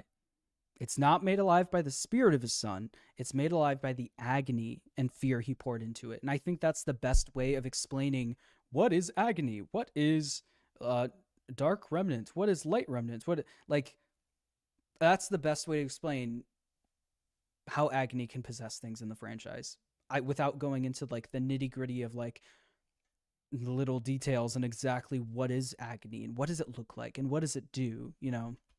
The concept of haunted objects, and more specifically, the power of human emotion. He needed to find... There's Dark and Light Remnant now? Yes. Dark Remnant is basically agony. Doubt if this is something he could take advantage of. Afton then used all of his money he made from Fredbear. He built the underground bunker. It was here that he would try to recreate what happened. Okay. I said last year I'm going to make videos throughout the next year or however long explaining why I made the decisions I did in my timeline. If you want to know why I believe what I'm about to say, go watch my video about the FNAF timeline. Rat! Hi, Rat. Oh my gosh. Hello, Rat. How are you? Thank you, Rat. Go watch my The Moment the FNAF Timeline Broke video. I explain exactly why I believe what I'm about to say. Facility directly under his house. It was here that he would try to recreate what happened with his son, to recreate the fear and agony he experienced. In order to do this, Afton didn't take any chances. He needed to replicate exactly what his son went through every day. In order to do this, Afton built a replica of his house underground, along with his son's daily walk to Fredbear's family diner. The only reason I said this was because of exactly what his son went through every day. And if you think about it, we have this white outline, okay? This is the bunker we go through in Sister Location. Then there's this gray area. This, like, we learn in the Tales books that this right here is a vent. It's not an elevator. It's like a vent where you literally crawl through the vent and go into this other subsection. This is not above ground. This is below ground. This part is underground. And by Occam's razor, in my opinion, if this part is underground, that would also mean this part and this part are also underground. If this is a fear experiment, literally labeled Observation 1, this Observation 2 is also some sort of fear experiment. That's what I came up with. Happy holidays and Happy New Year, Goat. Wishing you the best. Oh, thank you so much. Thank you so much. I appreciate that. In order to do this, Afton built a replica of his house underground, along with his son's daily walk to Fredbear's family diner. But if you want a better explanation, go watch my moment the FNAF timeline broke. A makeshift bedroom where he could force kids to have the same nightmare every night. Afton would sit in his office watching them on the cameras that could be accessed using the passcode 1983, the year his son got bit. He also kept the crying child's Fredbear plushie on the desk as a reminder of what he was trying to replicate. So, a perk of having the Tales books be out a good amount of time before the timeline is finalized is I get to use some of the new information. So this is some of the new information. In the makeshift bedroom, there were dummy animatronics that wheeled down the hallway. So I did all the sound effects for this. The sound of like what sounds like a machine starting is actually the sound of a vacuum cleaner turning on. And now you will never be able to unhear it. It's a vacuum cleaner. Electronics that wheeled down the hallway. But the kids wouldn't see them as just a vacuum cleaner turning on and off. Blank dummies on wheels, Afton would pump hallucinogenic gas into the room to get the kids to think that what they were seeing was a monster. These nightmare gas canisters were being stored all throughout his underground. But you never know. You didn't know. You didn't know it was a vacuum cleaner. You had no idea it was a vacuum cleaner. Nightmare vacuum cleaner. It just worked. The sound worked. When you're trying to look for copyright-free sounds and stuff, you can't look up, oh, Nightmare Bonnie wooden dummy wheeling down hallway sound. You need to look up, you need to be creative and look for sounds that might sound like exactly what you're looking for, rather than, like, even if I tried looking up, like, machine sound, machine booting up, machine starting. No. But vacuum cleaner. That worked. Facility, and on the bed of this makeshift bedroom was a Freddy plushie, in the hopes that on the other side of the bunker where Afton recreated the crying child's walk to Fredbear's, he placed a bunch of Fredbear plushies all over the place. These Fredbear plushies had walkie-talkies inside of them. This is my way of explaining why is there a walkie-talkie next to the Fredbear plush in the sister location office. It's an imaginary friend, but it also had a walkie-talkie inside of it when Afton was trying to recreate what happened. This was Afton's way of recreating his son's imaginary friend that would... Because I saw a lot of people be like, but what about the walkie-talkie in sister location? Well, there you go. The passcode to access the cameras is 1983. Like, the year of the thing he was trying to replicate. The bite. The plush. All that stuff. Talk to him wherever he went. Afton would speak to the kids through his walkie-talkie sitting in his private office. After setting up the bunker, Afton was only missing one more thing: the kids to run these experiments on. He needed a way to kidnap. I did all of these animations. These animations were done a while ago. I did these animations a pretty long time ago. Only missing one more thing: the kids to run these experiments on. He needed a way to kidnap and capture kids without being caught, and he had the perfect way to do it. The show will begin momentarily. Everyone, please stay in your seats.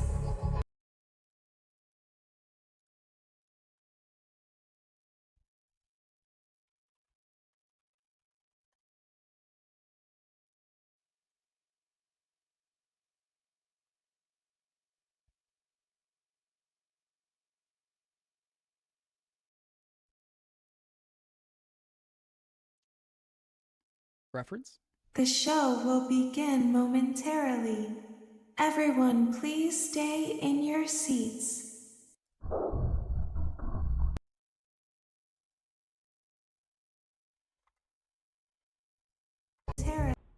And he had the perfect way to do it. The show will begin Obvious reference? momentarily. Everyone, please stay in your seats. Enter Circus Baby and the Funtime animatronics. So this was also done by me, but I had Games Production help me make the scene, because Games Production is really good at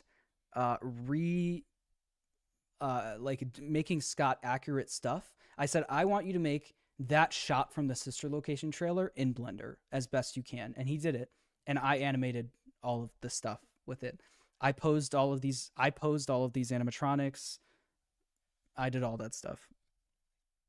These robots were specifically built by Afton to capture kids, featuring Circus Baby, Funtime Freddy, Funtime Foxy, and Ballora. They feature advanced technology such as parental tracking, voice mimicking / luring, and storage tanks. Circus Baby, the star of the group, was even able to make Games Production also, all of the renders of the animatronics, or most of them, were all rendered by Games Production for the video, specifically for the video.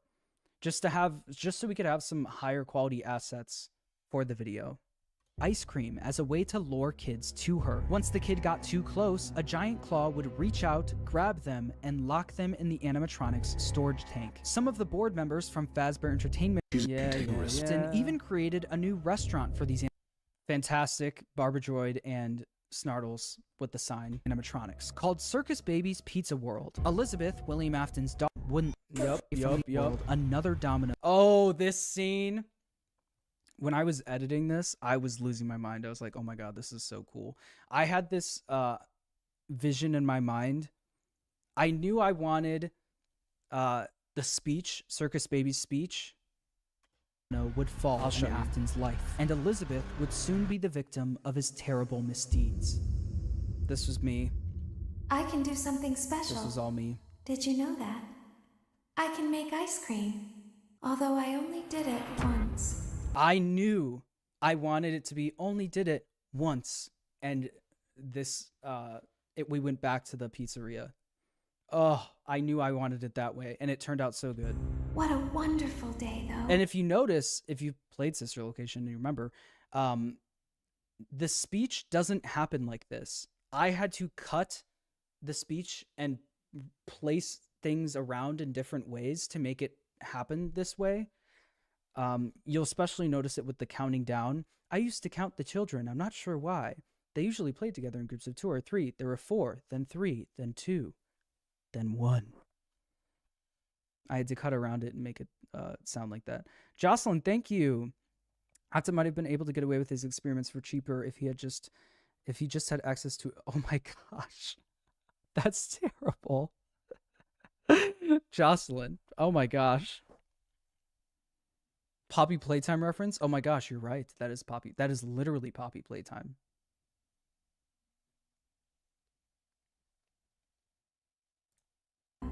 Thank you, Jocelyn. I was in a small room with balloons and a few tables. I would always count the children. I'm not sure why. They usually played together in groups of 2 or 3. There were 4, then 3, then 2, then 1. Okay, I cooked. I'll say it. Anyways, Avelve did a fantastic job with this animation. The voice line that I wanted Baby to say changed over time. Mostly changed because of Help Wanted 2 coming out. Baby got new voice lines in Help Wanted 2 that literally, like, when Help Wanted 2 came out, I pooped myself because we had this scene. I had this scene all planned out and we were working on it. And then we got the whole scene of her giving the ice cream to the player and saying all those lines. And I was like, these are the exact voice lines that we needed. Because Baby doesn't have voice lines about like, oh, here's ice cream, you know, time to play. But oh my gosh, the Help Wanted 2 saved this scene. Because originally it was going to be something from Sister Location, and I feel like the Sister Location line, people have heard them so many times, it would immediately take them out of it. It wouldn't feel like the Sister Location lines wouldn't feel like it was for the animation. It would obviously feel like, oh, you just ripped a line from Sister Location. But with these new Help Wanted 2 lines, not everyone has heard them, so it sounds like they're just brand new lines for the animation. 3, then 2. I messaged Heather Masters to try and see if she could do some Baby voice lines for the video, but it didn't end up working out, and that's totally fine. Then 1. This worked out. Time to play. See, that's Help Wanted 2 voice line, and the ice cream one is Help Wanted 2. And all the audio in this scene is me. It's all me. The robot sounds and eventually her glitching out was FNAF AR. FNAF AR voice lines. Ice cream.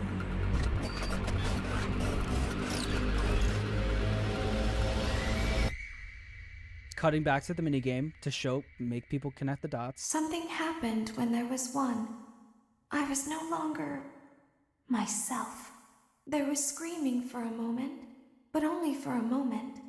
In an instant, Elizabeth was grabbed by Circle Robot's storage tank. That was until his daughter became the test. Willing Vault. After just 1 day of being open, Circus Baby's Pizza World was shut down. Afton covered up the incident by telling the public that the restaurant shut down due to gas leaks. But not everyone bought that story. The local newspaper wrote about the incident. Again, I want to... Not a lot of people have read this. Because there was a lot of debate back in the day of like, oh, is William... What is William? Is he the engineer? Is he the entrepreneur? Is he the guy just doing the business and Henry's doing the engineering? This confirms there's no comment yet from the local entrepreneur who financed the venture. That's William Apton. He's the entrepreneur of everything. You know, he's the rich one. It was important for me to read this newspaper out because it's an official piece of lore that Scott typed out, and we don't have a lot of that stuff. So it was important for me to read this and saying in other and to show people where I got it from, you know, so it doesn't sound like I'm just making it up, you know. The grand opening of Circus was across the pieces The entrepreneur, William Afton, successfully covered up everything. Once he got them there, he noticed something was different about Circus Baby. One distinct feature about Circus Baby was her blue eyes. But what once was blue eyes now were green. Attached itself to the robot. The puppet was sloppy, and it was hard to recreate without getting caught. But what if the kids' bodies were hidden where no one would ever look? What if, just like his daughter, their bodies were stuffed into the animatronics? For after this made a lot of sense just to like me. His daughter, their bodies were stuffed into the... This makes a lot of sense to me. You could say it's controversial putting Elizabeth's death before MCI. I think it makes animatronics sense for how he got to what he did with the MCI. For Afton, Elizabeth's death quickly went from just another inconvenience to a scientific Once again, Afton doesn't care. Afton was one step closer to harnessing the power of life itself. But one successful experiment wasn't exactly what happened. He needed to recreate the accident. Recreating the accident, I believe it's in the Silver Eyes, he says that. Recreating the accident. So that's where I got that from, the Silver Eyes. And he knew exactly how he was going to do it. Using the Funtime animatronics again wasn't an option. Circus Baby's Pizza World was shut down, and the public was already getting too suspicious of the animatronics. But he didn't need the Funtime animatronics. He was going to run the experiment himself. On June 26, 1985, William Afton made his way to Freddy Fazbear's Pizza. There, he would put on the old Spring Bonnie suit from Fredbear's. Okay, here we go. This is where Swim With Me, my new song, comes in.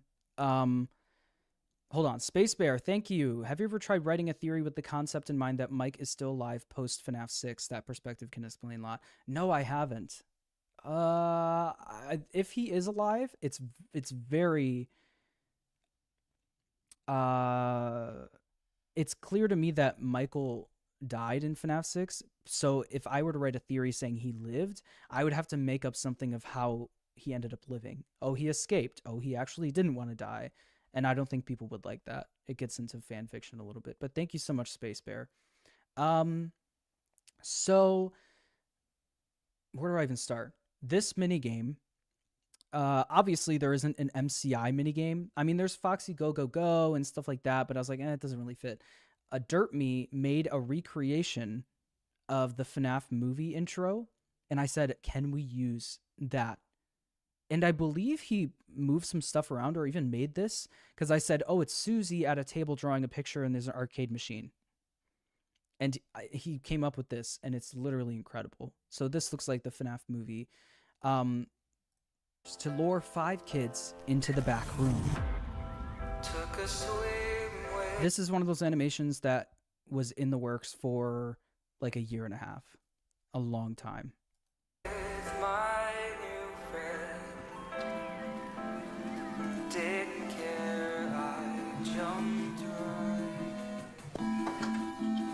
So, I knew I wanted Susie to be first, obviously. I knew I wanted her to go up to play the Fruity Maze minigame in the pizzeria.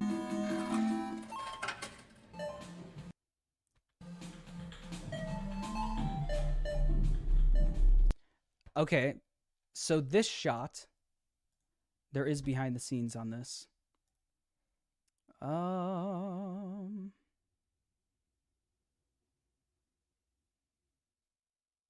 no, where is it? Hold on. I will find it. Hold on one second.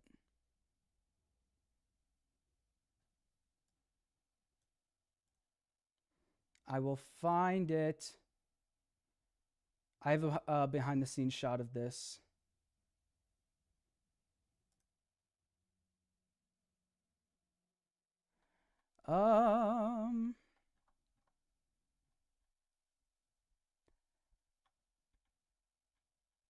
Where is it? I'm sorry, everyone. Hold on.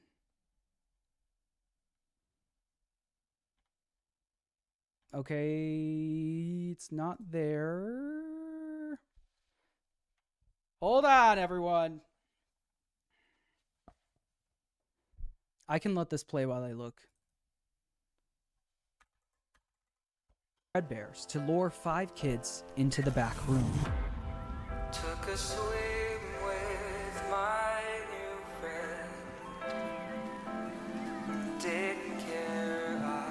jumped right.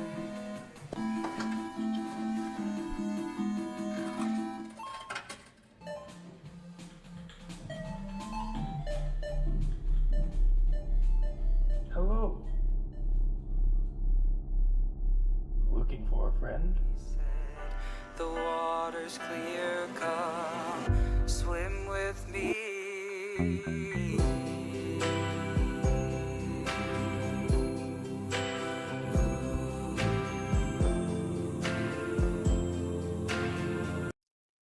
Okay, hold on. I got it.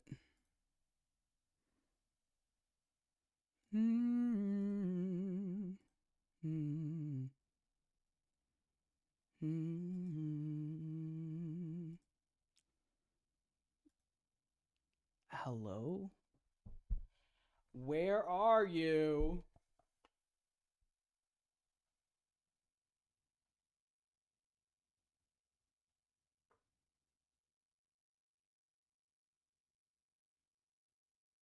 Hold on. Inbox.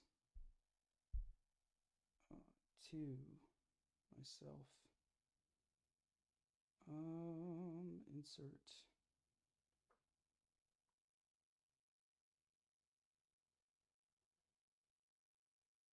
All photos.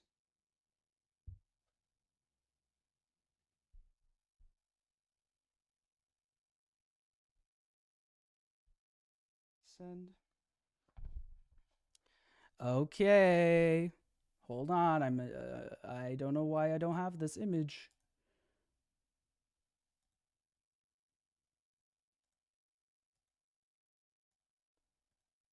Is Gmail down or something right now? No, I got it. There it is. Got it. Leave. Okay.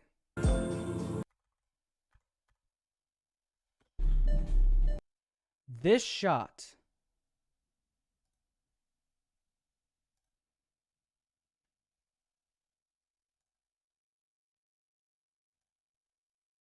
Boop. This shot. I had this planned for a long time. And I drew a valve this. Not that one. This one. This. So originally,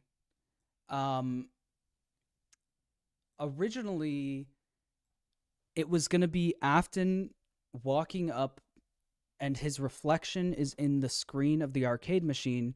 And then it wasn't going to turn around to look at him. You were just going to see his reflection go away. And then his hand was going to slowly grab around the arcade machine and then would cut to black. But I think what a valve did was a lot better than what I had in mind. That's what originally was going to happen. But yeah, Swim With Me is a song. If you look at your print, your John FNAF Streamily print that you bought earlier this year, you'll see on one of the sticky notes it says Swim With Me on there. That's because that song was made in June of 2023. That song was finished in June of 2023. That's how long I recorded this. This is like young me singing this song. And I wrote the song myself. The piano playing in the song is me playing the piano. The ooze, like when it gets to... Hello. Looking for a friend? The water's clear, come swim with me. So these oohs were literally just me. The song was made before Ruin released. Yes, the song was made before Ruin released. The oohs were me sitting in my room with my microphone and my Logic Pro, and literally just messing around, being like, ooh, ooh, ooh, you know, just like layering. And then I gave that all to DeHusta, and he made it sound better.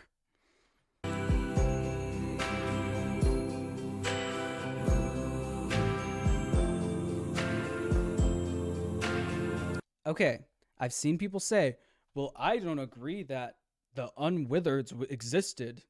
Like, I believe it was just the design of the FNAF 1 characters back then. I do too. I am not an Unwithered design person, but as you could see, this animation was made a long time ago. It was too late to change anything, and the Unwithereds are perfectly fine.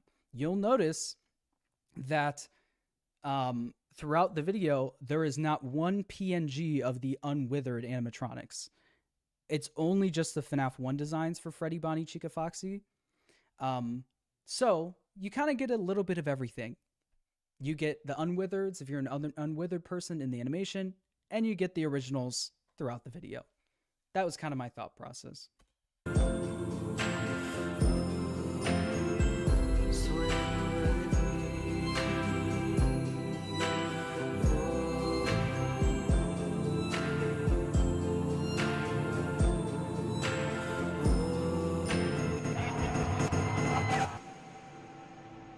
One by one, Afton killed them and stuffed their bodies into the animatronics. Susie was first.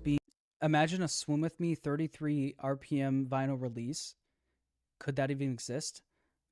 Ryan, I don't know. I don't know how I would make that happen. I don't think the song is nearly as popular enough for me to sell stuff about it, like a physical thing. But I don't know, that'd be cool. We got to have an animation where the animatronics are just singing Swim With Me song. So just them on stage singing it, that would be cool. Honestly, the original thought for the animation I had was, this is the song that the animatronics are singing. That was what I wanted. I wanted this to make a song that the animatronics were performing on stage. It kind of turned into a music video type thing because my voice doesn't sound like what Freddy's voice would sound like, and originally in the animation, a Valve had it so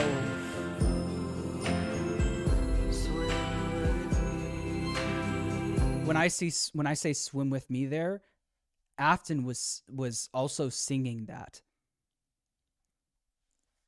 Originally, Valve had it so Afton was singing the song, and then Afton was singing the oh. And that's why he sounds like he's almost singing it. It's because I had a Valve take it out because I just thought it was a little too fourth wall breaky. I don't know. But yeah. Maybe you disagree. It's fine. Yeah, you can kind of see Freddy singing it.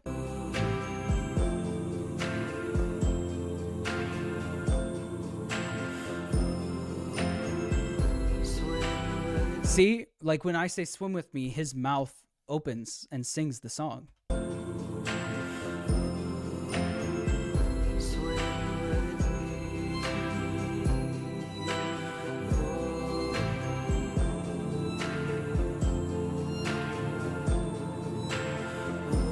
So the plushie thing, hold on. Please do a recap video. This is that video.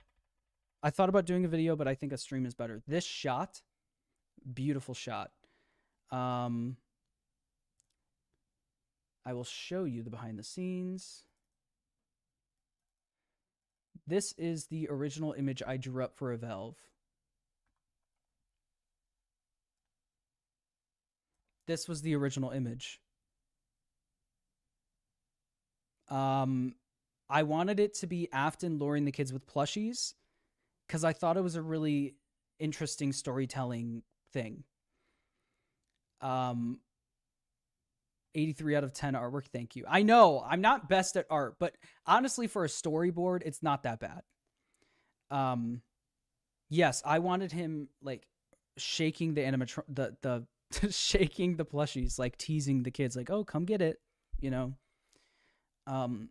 This is the original thing I sent to a Valve. Yup. And this was the final shot, which so good. Also, I'm also gonna ruin this for you.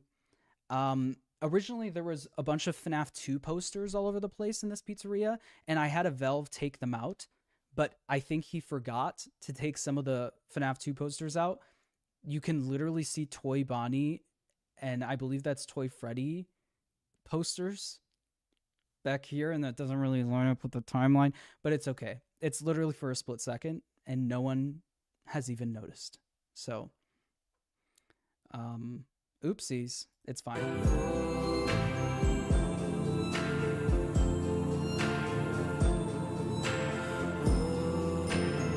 That could just be like, ooh, the toy animatronics coming soon. I don't know. Yes, yes. Golden Freddy. Different from no animatronic. Afton was the to Cassidy. He put him into the suit and watched as the spring locks snapped. Okay. This was a Rytos theory. Cassidy being spring locked in Golden Freddy. I love that theory. I had to adopt it and obviously give full credit at the end of the video. Love that theory. Oh, it's so narratively satisfying. I love it. And I think that's exactly what Scott was intending with the like spring locked animation that Golden Freddy has at the end of Ultimate Custom Night. Shut, cementing Cassidy's death as the most. That was an old Rytos theory. I don't remember when Rytos said that. Brutal of them all. Freddy's daughter for their souls. Properly. This is the part of the video where I'm like insecure about it. I think what I say is like, I don't know. So the bodies were never found. Yeah. The bats of custom pizza out of retirement. Freddy Fazbear's circus. The unfortunate Circus Baby's entertainment and rental opened. Due to the massive success, and even more so, the unfortunate closing of the first Freddy Fazbear's Pizza. Closing of Freddy Fazbear's Pizza entertained parties. Could rent out the Funtime Bunker to be determined to try opening new and in FNAF 2. This part, I'll explain, okay? Improved Freddy Fazbear's Pizza. This time with brand new versions. TKSFM, very last minute, made the FNAF 2 animations. Did very good. Thank you, TKSFM, of their original characters. These were called the Toy Animat 5, and especially these new toy animatronics were equipped with facial recognition. This animation is sick. Ignition systems that were linked directly to a criminal database. The security puppet was prize corner. Freddy, Bonnie, Chica, Foxy, Golden Freddy. Can we just acknowledge? Security, it sat quietly in the prize corner. Freddy, Bonnie, Chica, Foxy. This shot is nuts. Excuse me.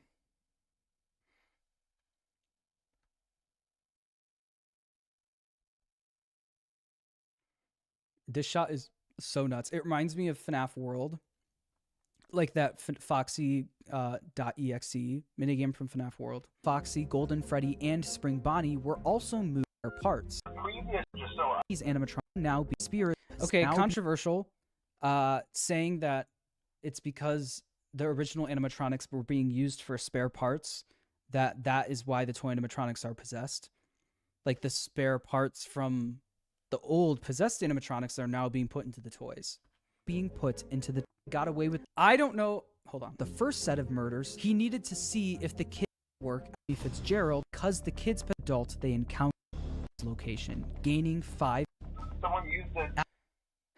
The DCI, aka Afton killing 5 more in the FNAF 2 pizzeria, makes me want to rip my hair out. This was the hardest part to figure out.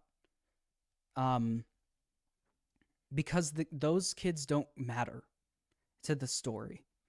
They don't got gravestones at the end of FNAF 6. They don't have anything. So it doesn't really matter. It doesn't really matter. It didn't matter to me what happened to the kids. I just wanted something that made sense for the story a little bit. No matter what you think, oh, the kids possessed the toys. Oh, the kids didn't move on. Oh, the kids are adults that snuck into the pizzeria like in the FNAF movie. It doesn't matter what happens to them because they don't really matter at the end of the day. Afton used the Spring Bonnie suit to pull Curly from inside the puppet was actively trying to save the kids. She tried and started. Now, I do think Afton seeing the puppet and Freddy walking around is why Afton realizing, oh my god, my experiment worked, you know? The proof he needed that his experiments were successful. The kid he put into the original suit. Here's another thing about hold on. Metal of the there was no way he could. This is something I came up pretty late in development. The idea that the FNAF 2 kids were just scattered throughout the pizzeria like we see in the minigame, and it was strictly just to get the pizzeria shut down. I'll explain why I think that in a second. He could bring them back to his underground bunker. He couldn't get to the animatronics if the pizzeria was still open and active, so he needed to find a way to make sure the pizzeria shuts down and fast. Instead of stuffing the new set of victims into the toy animatronics, he decided to leave the kids out in plain sight, scattered throughout the pizzeria. This was a guaranteed way to get the pizzeria shut down. Okay. This is one of those things where it's like, yeah, you may disagree, but it doesn't really matter because these kids are not important. And I think... What was I going to say? I'm having a brain fart. I don't know anything about the FNAF 2 movie. I know literally nothing. I've not looked at the leaks, so... I may be completely disproven once the first trailer for this thing drops, and there's all these new kids that possess the toy animatronics, whatever. But I don't know. Doesn't really matter, I guess. But the fact that Phone Guy knows exactly what happened, knows someone used one of the suits. Now that the animatronics aren't acting right, he sounds scared. It's like he knew exactly what happened rather than the kids just going missing, you know? Rather than the kids, oh, these kids are missing. It sounds like he's horrified. It sounds like Phone Guy is like, holy crap, someone did something terrible, which tells me that people immediately knew that this happened, you know? A few hours after Afton committed the murder, what on earth are you doing there? Didn't you get the memo? The place is closed down, at least for a while. Listen, like, that sounds terrified. That doesn't sound like, oh, some kids went missing, we're trying our best to look for them. Especially coming from a guy, the Phone Guy, who has tried his best to, like, cover up everything. Oh, don't worry about what you've heard out there about missing kids or whatever. It's fine. Everything happened. This place is safe. Him being like, holy crap, what on earth are you doing there? It's giving... He knows that some murders happened, you know? Finish your shift. It's safer than trying to leave in the middle of the night. We have one more event scheduled.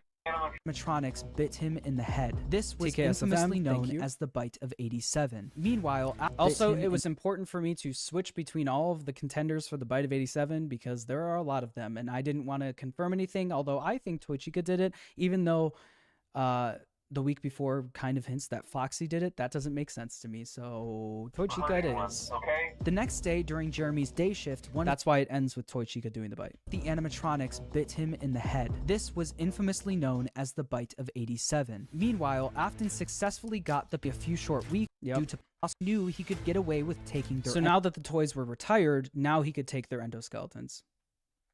And he was like, oh, now they're not being used. They're completely... throwing them away, so now I can take the toy animatronics endoskeletons that I know are possessed by the spirits I stuffed into the originals.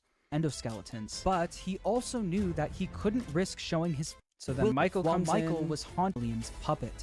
Michael comes in and helps him steal the endos for his dad. He gets fired for tampering with the animatronics first day on the job for his father, causing him to get fired his first day on the job due to tampering with the animatronics. And odor, and the odor... in my opinion, is the odor, in my opinion, is because the animatronics were smelly for obvious reasons, right? And he was tampering with the smelly animatronics. As it Return to the Pit confirms Cassidy receiver. Guys, the week before, actually, there's a new book coming out called The Week After, and it's going to confirm Poop Games. It's going to confirm Cassidy, Charlie, Poop Games. Return to the Pit. I have the book.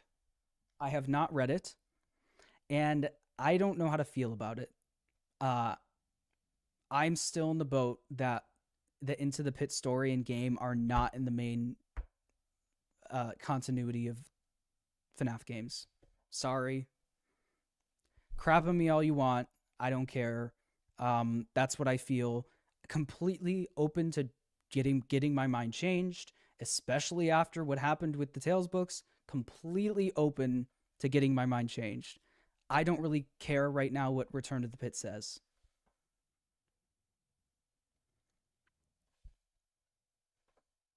I'm sorry. Once again, completely open to my mind being changed. Completely open. But when it comes to Golden Freddy and stuff like that, I honestly trust the FNAF movie. This sounds insane, and I know I sound like one of those people, but the FNAF movie feels like, I know it's a different continuity, I know, but it feels like Golden Freddy he's trying to explain Golden Freddy through the FNAF movie, especially my theory about the drawing and how there's a face taped over Golden Freddy, and the blonde kid in the FNAF movie looks just like the one you shouldn't have killed in Ultimate Custom. You know, watch my Golden Freddy theory. That's what I believe.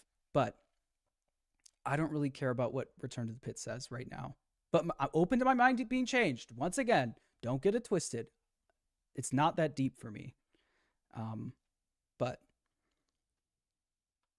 Return to the Pit is a retelling of Into the Pit, which is in the Fazbear Frights universe. So obviously it's going to have the Fazbear Frights lore inside of it.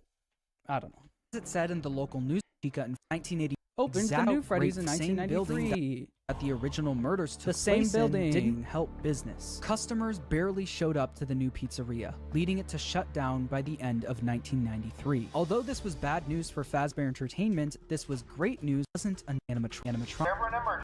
Yes, whittling them from all those Follow years me ago. minigames. He planned to use the same trick to lure the same kids all over again.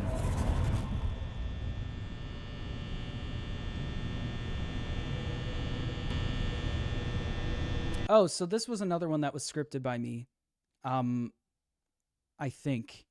At least this part. I knew I wanted the FNAF 1 like box, like black bars on the side, classic FNAF 1. What is it called? Ratio? Yeah, ratio. And then I wanted it to... My reference for this was WandaVision. If any of you have watched WandaVision, where it goes from the box TV and then the camera goes through the screen and the perspective changes. And that one scene from WandaVision.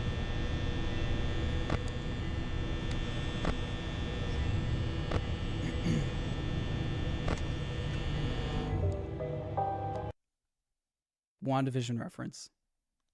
If you know the scene, you know the scene. You know what I'm talking about. This was done by eBready. This was also one of the first animations for the video that was made.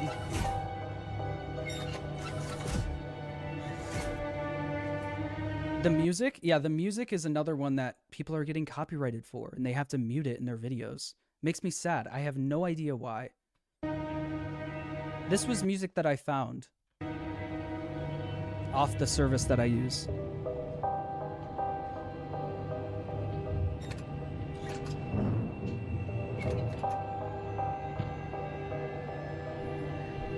So this is left up to interpretation of what you think Shadow Freddy is. I mentioned a while ago that I wouldn't be surprised if Shadow Freddy was just a purple Freddy animatronic that Afton wore. Wouldn't be surprised. Based on the FNAF movie. Shadow Freddy's literally just a purple animatronic. I don't know. But is that Afton in the suit? Is it just Shadow Freddy? Is it an Agony manifestation? It's up to you to decide. Even Henry in his speech says, I don't know how he did it, but he lured them there again. And I think that's Scott saying Scott doesn't even know how to explain this. And I don't either.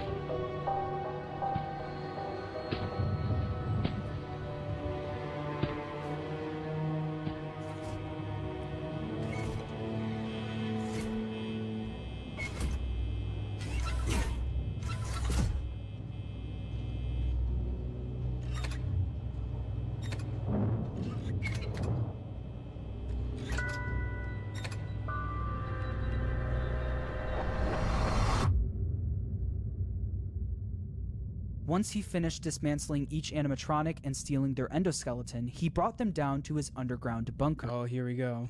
Where he would melt them. Also, there being 4 endoskeletons their there endoskeleton, he brought them down to doesn't mean anything. It's just, it doesn't mean like that's the amount of endoskeletons I think were melted down or anything. It's just to visually show underground bunker, where he would melt them all down into one liquid substance called Remnant. Not only... Okay.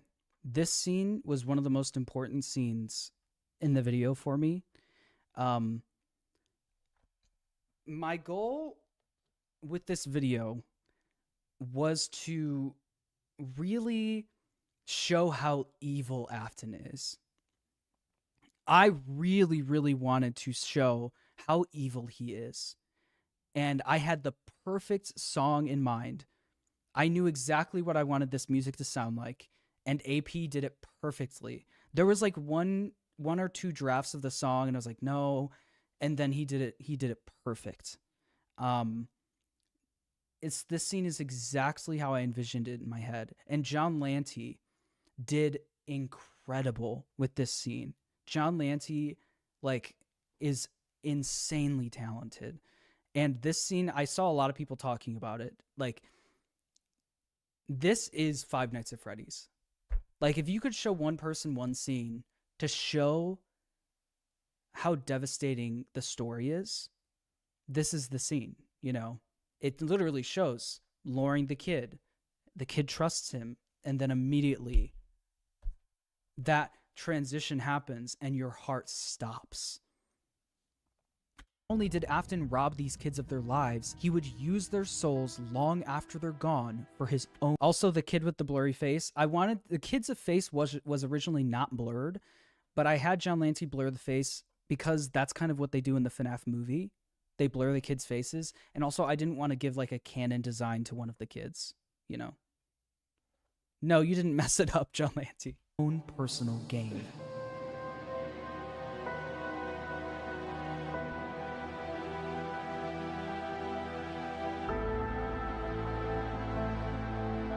And him using the plushies mirrors what Spring Bonnie was doing, Afton was doing in the MCI animation, using the plushies to lure the kids. John Lanty, crazy, really good.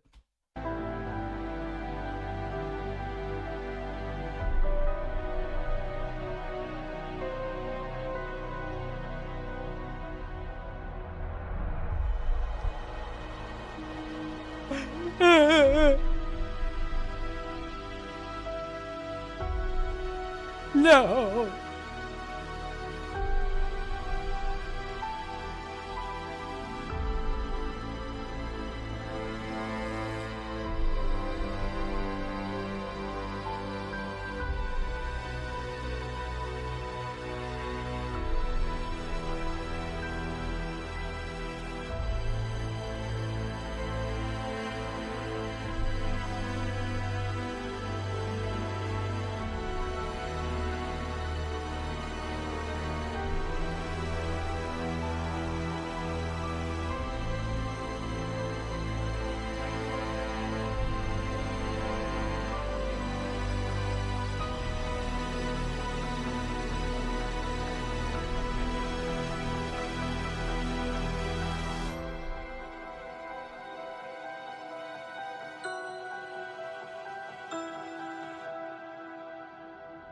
John Lanty, crazy. Obviously showing the plushies of the other kids that were lured. I don't know if you caught that. He lured the kids using the plushies, so here's all the plushies laying around.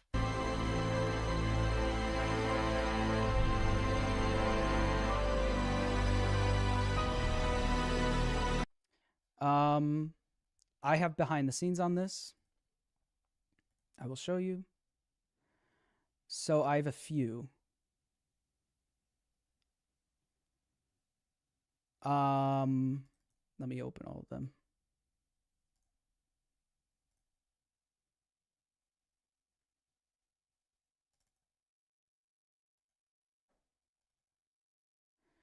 So here's the behind the scenes. Oops.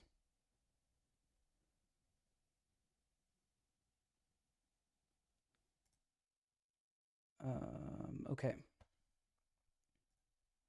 So I sent this to John Lanty. I said, I want this to be the endos melting animation. So I wanted the doorway with Afton in the doorway and the animatronics, the endos on the floor. This is what I wanted the furnace to look like. And I think John Lanty made the furnace himself. And it's good. Originally, I wanted this to be a door, and I wanted Afton to stand at the door of the furnace, but that doesn't really make sense. You know, I think what John Lanty did makes more sense. And then I just wanted the endos in the furnace melting. It's concept art. It's storyboarding, okay? Doesn't need to be perfect. But yeah, I think John Lanty did a phenomenal job with that animation. Like, this shot was what I wanted, and he delivered.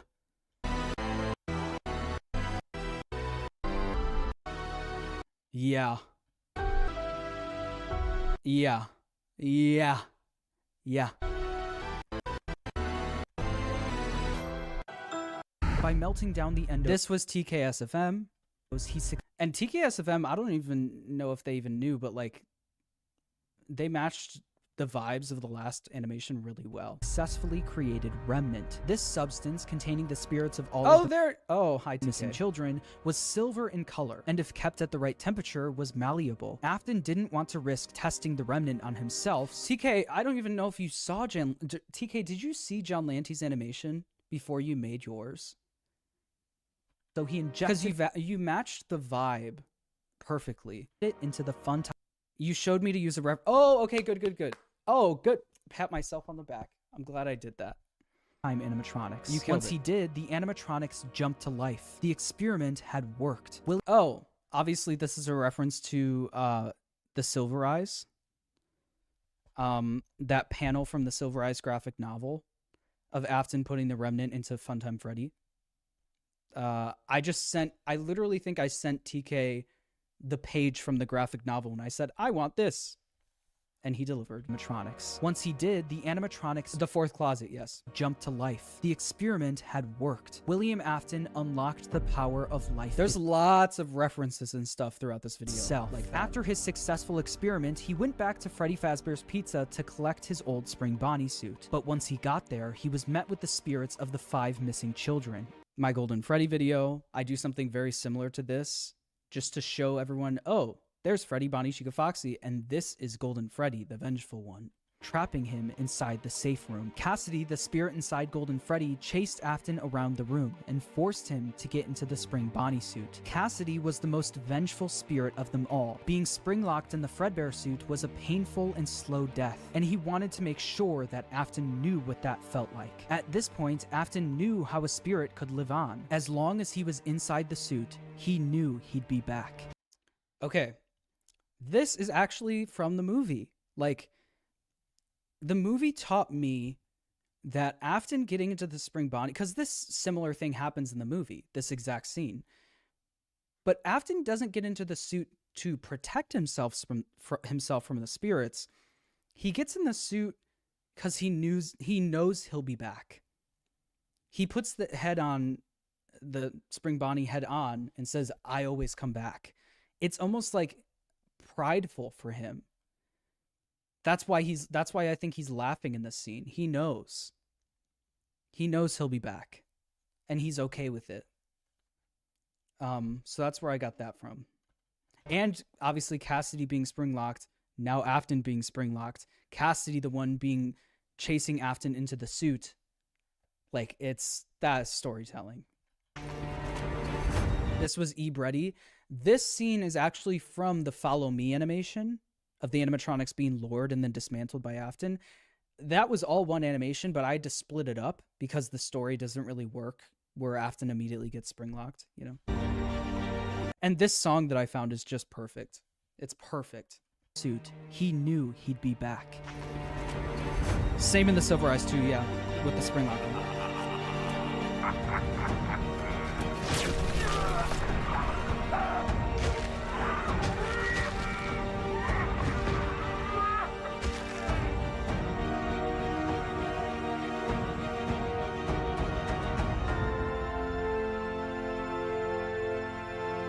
I always come back as if he already came back before. Yeah, the line in the movie wasn't my favorite. The I always come back line in the movie wasn't my favorite, but it is what it is. It was weird placement for that line. It's like, I always come back does assume, oh, he's been back before. Maybe he was spring locked before. I don't know. As Afton laughed, the spring locks snapped. For this, did you have actual people come in and just grunt and scream? No. This audio is from Into the Pit. This audio is that Easter egg in Into the Pit of Afton getting spring locked. And I thought it'd be cool to use it, and I think it fits perfectly. I don't know what you guys think, but...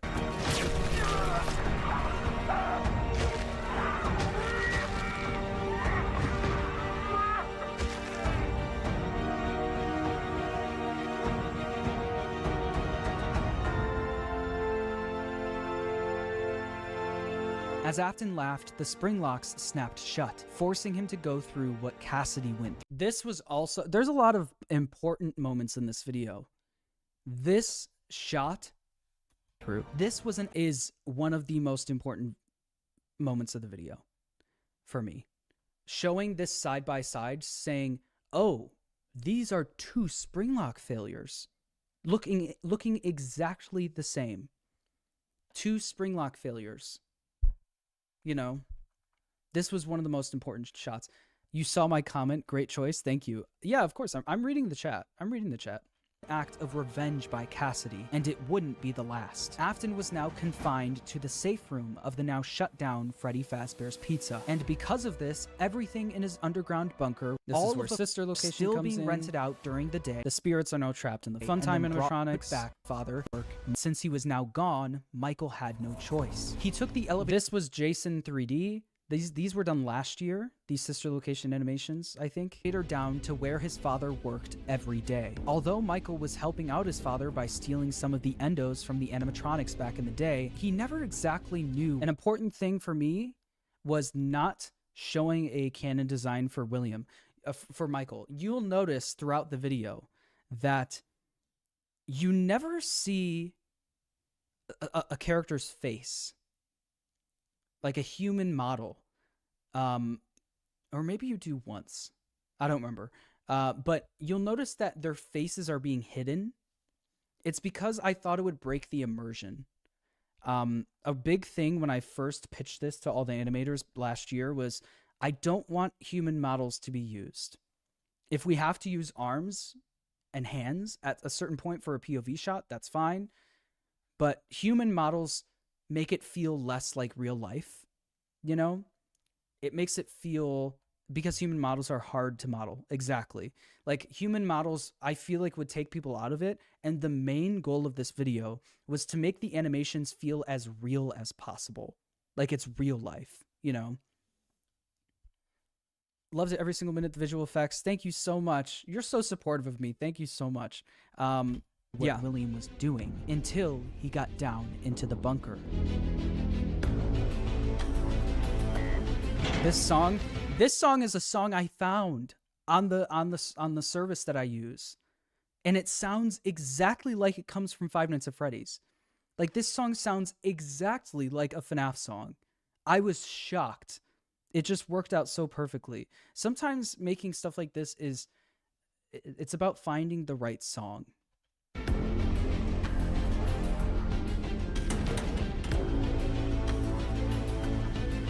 What service is it? I use Storyblocks. And for this video, started using Envato Elements. But I think the songs I used from Envato Elements, at least one or two of them, were the ones that people were getting copyrighted for, and that shouldn't be happening, so I may not use them again. But yeah, those are the ones I use.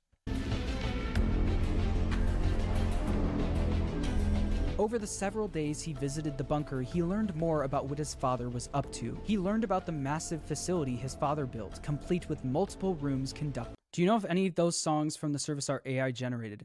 I don't think so, although I have seen that some services have been using, like, there's been AI art showing up on like copyright-free services.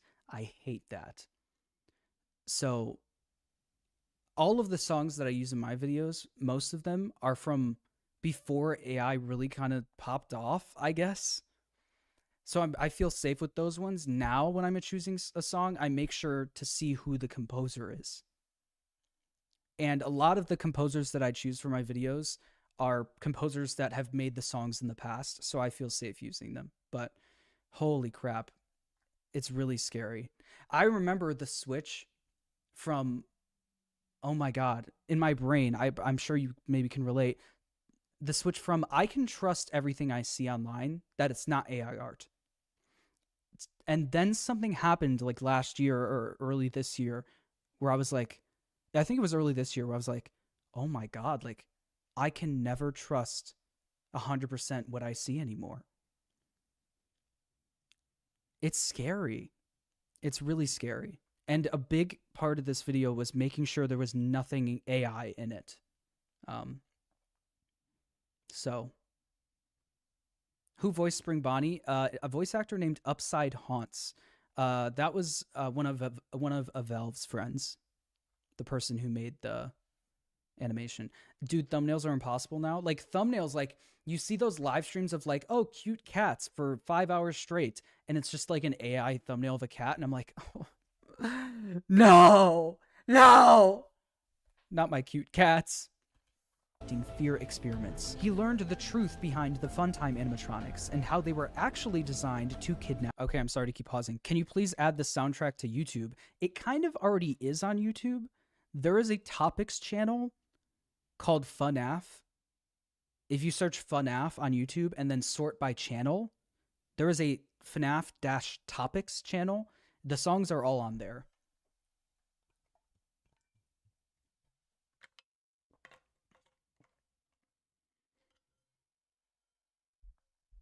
But I don't know. I've been thinking about uploading them to YouTube, but I'm not sure yet. Kids. And he learned through the voice of Baby exactly how his sister died. A little girl.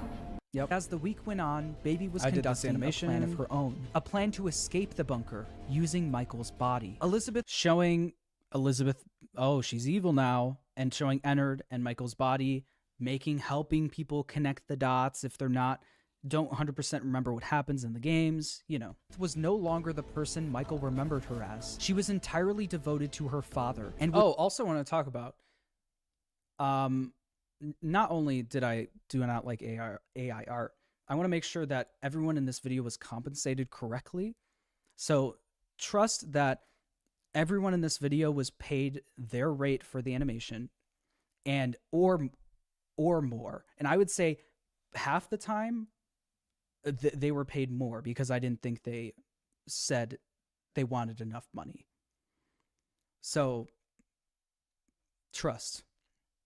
Everyone was paid for their work. There were some animators, I'm not going to name names, that didn't want to be paid. We're like, oh, no, you don't need to pay me.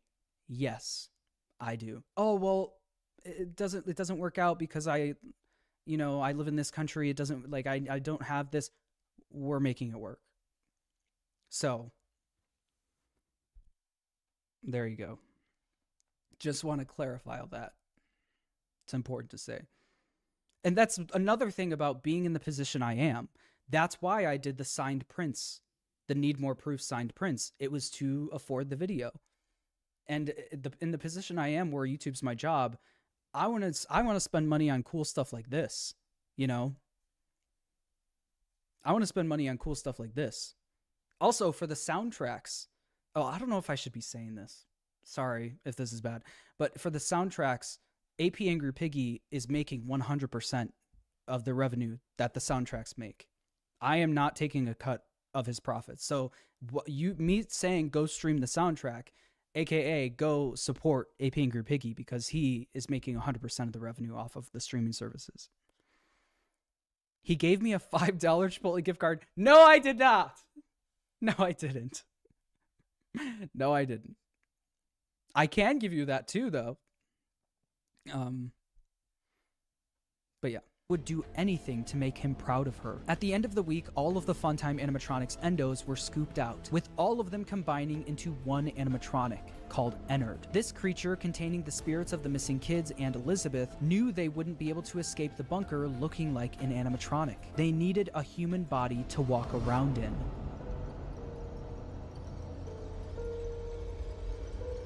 You are in the scooping room now. Funtime Foxy has already been here today. Jason 3D did so good with this. Oh my gosh. And Jason, Jaycen 3D, go look him up on Twitter. He did a behind the scenes of this animation. So good. So good. It's so scary. Like, that's what I wanted. I wanted the scariness in FNAF to come out in this video. How horrifying it is. Funtime Freddy has already been here today. Melora has already And this song been just here fit perfectly. Today. Circus Baby has already been here today. I've been out before, but they always put me back. They always put us back inside. So good. There's nowhere for us to hide here. There is nowhere to go when we look like this. But if we looked like you, then we could hide.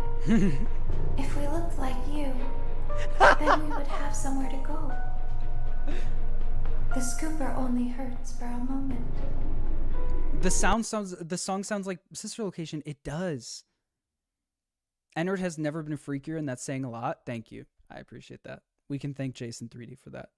This is my favorite shot in the whole thing. Oh, awesome. Thanks, Golden Diamond. Okay, this part. So remember in the trailer for Sister Location, you hear those voices saying, "Don't hold it against us. Don't hold it against us. Don't hold it against us. You don't know what we've been through." That's the missing kids saying that. Saying, basically, we need your body to escape this place. Don't hold it against us. Please, don't hold it against us. I put it in the trailer for the timeline, but if you hear very faintly in the background right before he gets scooped, you can hear the missing kids go, "Don't hold it against us." And it goes from your left ear to your right ear. I thought that'd be cool to add. The scooper only hurts for a moment. Did you hear it? Don't hold it against us. We need your body to escape. I'll play it again.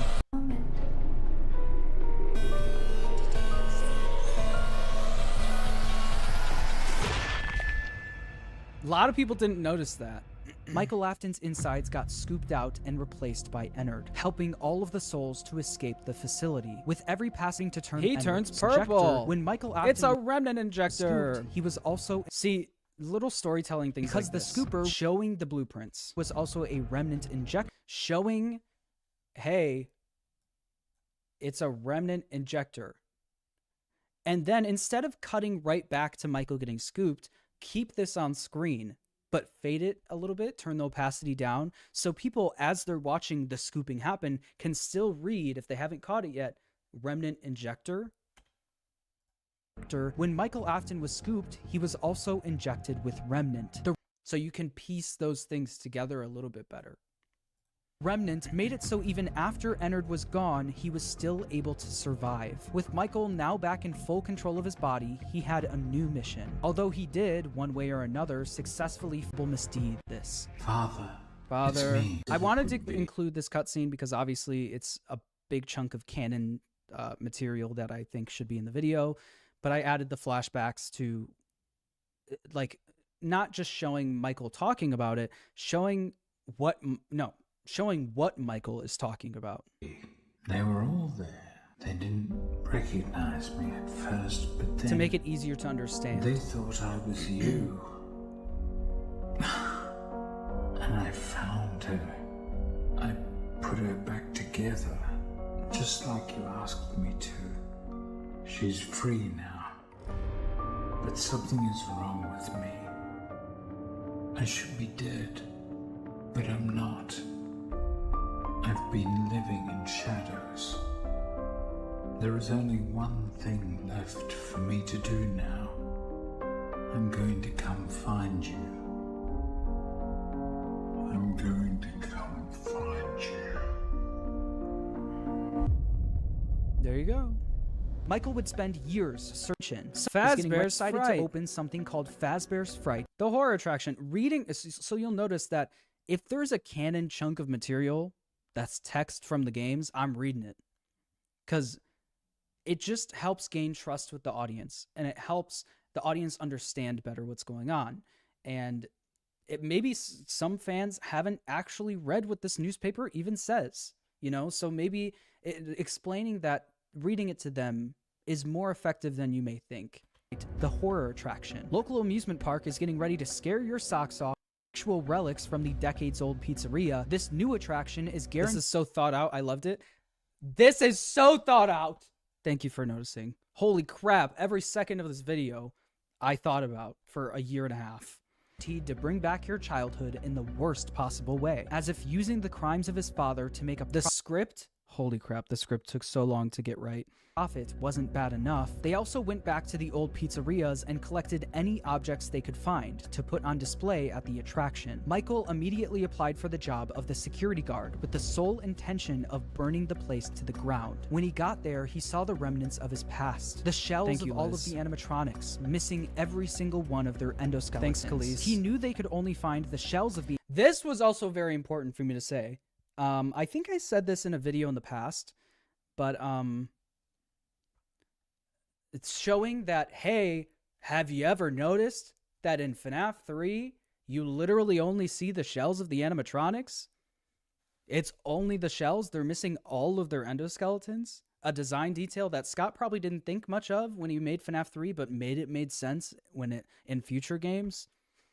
To the ground. When he got there, he saw the remnants of his past. The shells of all of the animatronics, missing every single one of their endoskeletons. He knew they could only find the shells of the animatronics because he and his father stole... Showing the minigame where the shells of the animatronics are left behind in the pizzeria.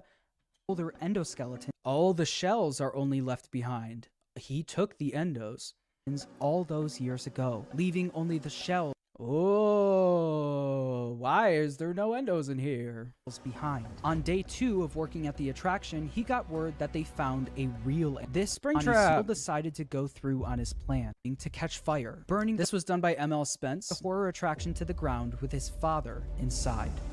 I thought this song fit well too.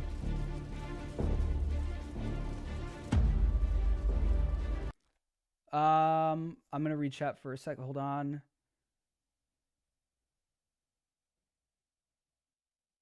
Oh, thanks, Anima Wild. I appreciate that. What was it like working with MatPat? Did he give you any tips for these things since he already finished his timeline? Not really. We didn't really talk about like YouTube tips or like story tips about how to make a FNAF timeline. Working with him on the cameo was fun though. I kind of just reached out to him and told him, hey, I know you're busy. It's a very short cameo. Let me know if you can do it. And he did. He sent me 2 recordings of him doing really multiple takes. I almost included like a behind the scenes of one of the takes at the end of the video, but I didn't because he says like, John FNAF, hi John FNAF, blah blah blah. I was like, I'm not gonna include that, but he was so nice to do this for me, so I really appreciate it. He did, yeah. He was very nice about it. Thank you for saying my name right. No problem. Loved meeting you at PAX. No way. Oh my gosh. Hi. I hope you're doing well. Oh my god, the signed earrings. No way. Oh my gosh. That is so cool, Khalees. Thanks for being here. Show that audio? No, it's just for me. It's for John FNAF. Do I still have the audio? Of course I have the audio. Maybe one day I'll show it. Maybe. Okay. Daco always says he wants to voice act, so I really like that part. Yeah, I agree. I agree.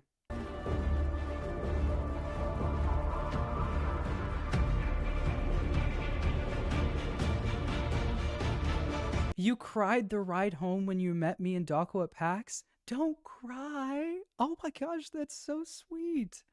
Oh my gosh, don't cry. It's okay. We're just human beings. It's all right. I'm just like you, except I'm in front of a camera right now.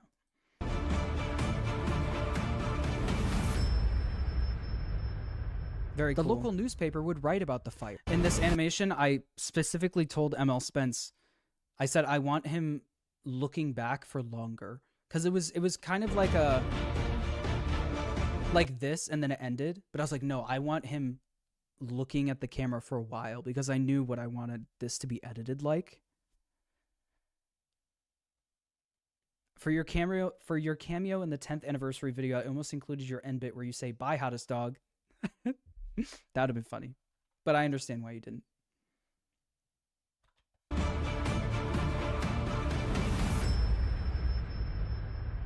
The local newspaper would write about the fire, saying a new local attraction based on an ancient pizzeria chain burned down overnight. Authorities, once again reading the newspaper, have not ruled out foul play, but at the moment it seems... Also, yes, once again, showing as much in-game material as I can to back up what I'm saying really helps build trust with an audience.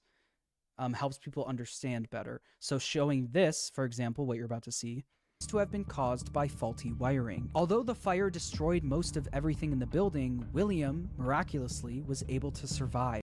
Showing people that when you brighten this newspaper, there's Springtrap in the background, like, that makes people go, oh, I remember that. I remember seeing that back in the day. Like, that's how we knew Springtrap was still alive after FNAF 3. That helps people be like, oh, like if people maybe stopped at FNAF 4 and like this helps people connect the dots better. William was now free, roaming the outside world along with the souls of the missing children, Elizabeth, and Charlie inside the puppet. Since Michael wasn't able to end everything, someone else needed to step in. That someone was Henry Emily. Afton's old business partner and father of Charlie heard about the fire at Fazbear's Fright, along with the rumors of the various animatronic creatures now roaming the streets. Henry was determined to put an end to all of this. This part was very important to me. I knew I wanted this part to exist, but I didn't know until I got to the editing stage what it was going to look like. I had TKSFM make this really quick of the tape going into the tape thing hitting play, you know what I mean? But yeah, I threw this together in like an hour, found a song, perfect song, done. The song really sets up the vibes. I could have had this be a really sad moment of Henry retelling exactly all the horrifying things that happened. But I wanted it to be more epic. Like almost like a setup for FNAF 6. Like if this Henry speech had its own FNAF 6 Henry speech fire thing, what would it look like if it had its own moment in FNAF 6? I think this is what it would look like. And... oh god, I have so much to say. This is almost a recap of what I've said so far, literally narrated by Henry. This is another one of those things where, yes, literally, Anima Wild in the chat. Dude, I've never heard some of the Henry lines about his understanding of everything. I was jaw-dropping. It literally connected everything so well. It really builds up his plan. Exactly. That's exactly what I wanted. Not everyone has heard these voice lines. If you're a casual fan, you don't know about these voice lines. And Henry literally recaps the entire series. That, matched with literally showing all of the animations throughout the video that you've already watched, like, showing these things he's talking about, this is a very, very important part of the video for me. And I try to do this in my theory videos too. Have a little section where it's a recap. whether it's at the end or towards the middle. So yeah, showing this was super important to me. This speech I almost used parts of this speech where Henry says, where he talks about what Afton did and how he used the kids' spirits long after they were gone for his terrible misdeeds or whatever. I almost used those voice lines in the Remnant animation, but I thought I didn't want to reuse them, and I thought the music was fine. The music in that animation was all it needed. It's only now that I understand the depth of the depravity of this creature, this monster that I unwillingly helped to create. As if what he had already done wasn't enough. He found a new way to desecrate, to humiliate, to destroy. As if the suffering wasn't enough. The loss of innocence, the loss of everything to so many people. Small souls trapped in prisons of my making, now set to new purpose, and used in ways I never thought imaginable. He lured them all back to a familiar place, back with familiar tricks. He brought them all together. Are they still aware? I hope not. It keeps me awake at night. I could make myself sleep, but not yet. Not until I undo what he has done and heal this wound. A wound first inflicted on me, but then one that I let bleed out to cause all of this. He set some kind of trap. I don't know what it was, but he led them there again. He overpowered. See, I don't know what it was. And I think that's Scott also saying, I don't know what the heck that was either. But he led them there again. And one that I let bleed out to cause all of this. He set some kind of trap. I don't know what it was, but he led them there again. He overpowered them again. And he robbed them of the only thing that they had again. I don't know how those tiny breaths of life came to inhabit those machines, but they will never find rest now. Not like this. I have to call them all back, all of them, together in one place. See, this is almost the setup for FNAF 6. It is the setup for FNAF 6. By gathering all of the animatronics in one place and locking them in their So Henry, standing for lore, encapsulate, fuse, transport, and extract. Specifically, I probably should have shown the blueprints here, but it's fine. To capture the puppets and bring Michael Afton, Baby, aka Elizabeth, the souls of the. I saw a lot of. I probably should have explained why Molten Freddy and Baby are now separate. Like, why is Baby now Baby again, and why is Molten Freddy not just Ennard? I probably should explain that. I saw some people have questions about that. Like, how did that happen? It's the source code of scottgames.com stuff, and I was kind of like, is it important to explain exactly how that happened? Is it important to explain that, the source codes of scottgames.com and FNAFworld.com were talking to each other, and basically all that happened was Elizabeth was kicked out of Ennard. That should have been. I'm sorry. Elizabeth was just kicked out of Ennard. It's too late now. It's too late now. But that's all it was. Like, the missing children kicked Elizabeth out of Ennard. That's it. So, saying, "Oh, Elizabeth now showing up as Scrap Baby," was enough for me in my head. But maybe I should have. Disappointing. Oh, stop. Baby got voted out of the group. So true. Missing children and the crying child now appearing as Molten Freddy. Why though? I don't know. I have no idea. Charlie and Lefty, and delete the video and I should remake it. His father, William, all under without all as far place. Our hands. Did you really think that this FNAF 6 speech? The Hottest Dog. This is by the Hottest Dog. Hottest Dog nailed it. I'm very thankful for the Hottest Dog.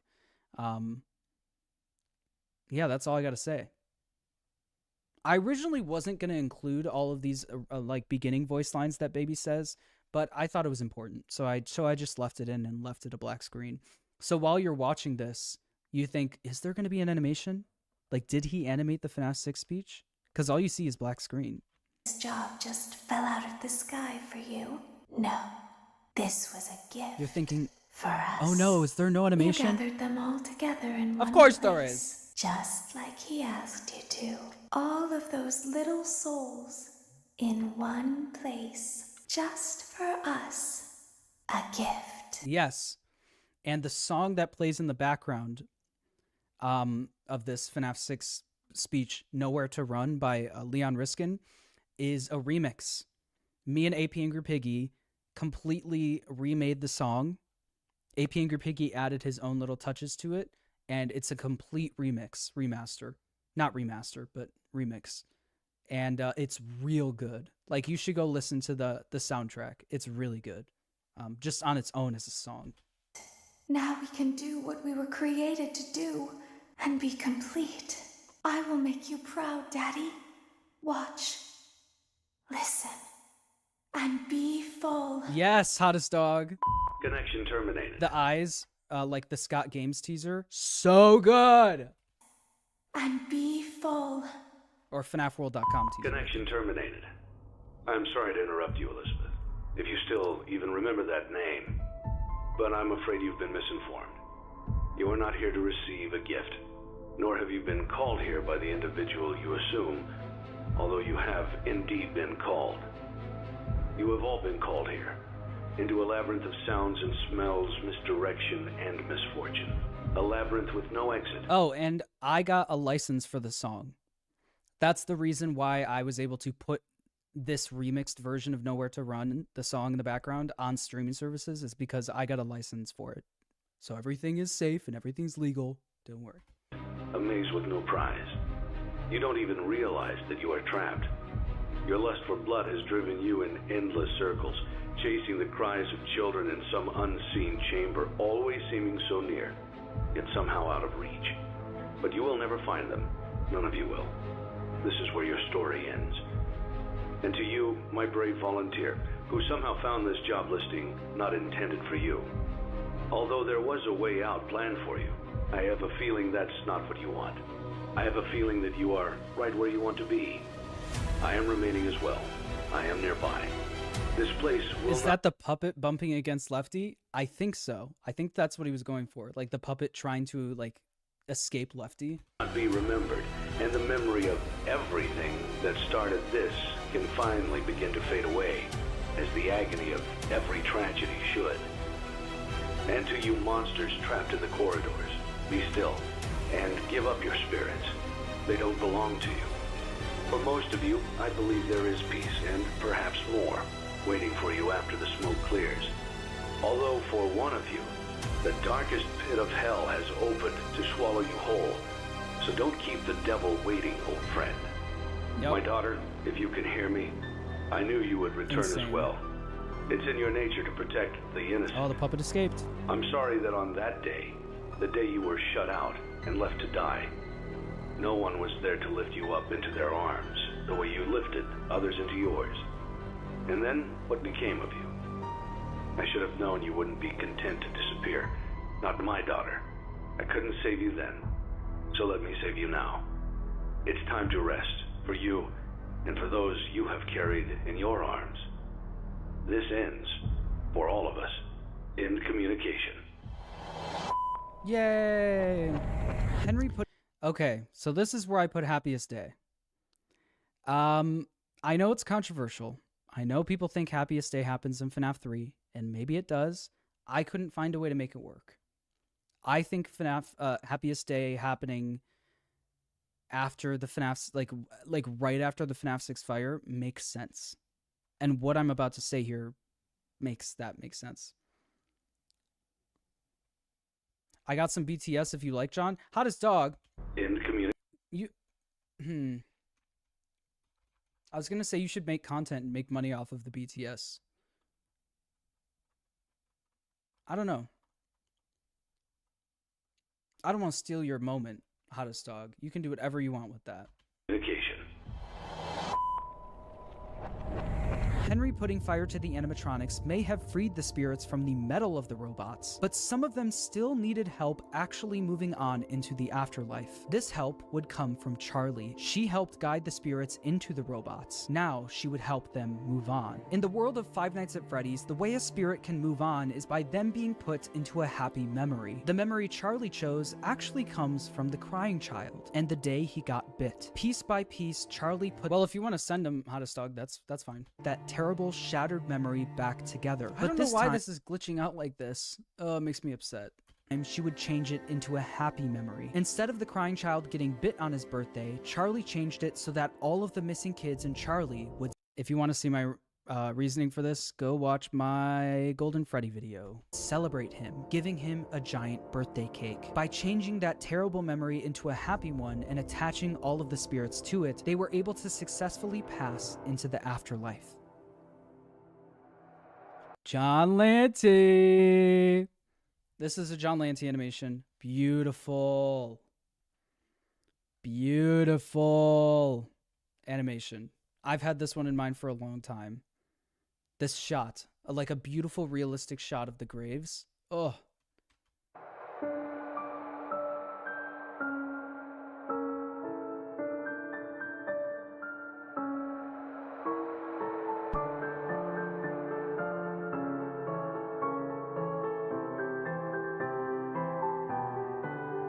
I have a behind the scenes for this. Thank you, Hottest Dog. Like I said, they were all able to move on, except for one.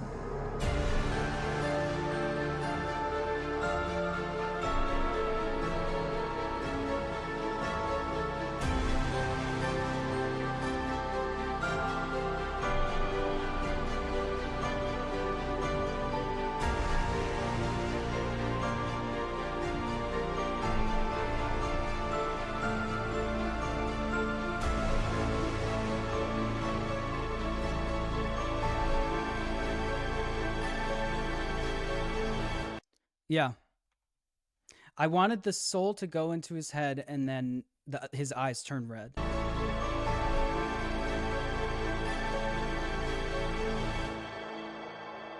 Yeah.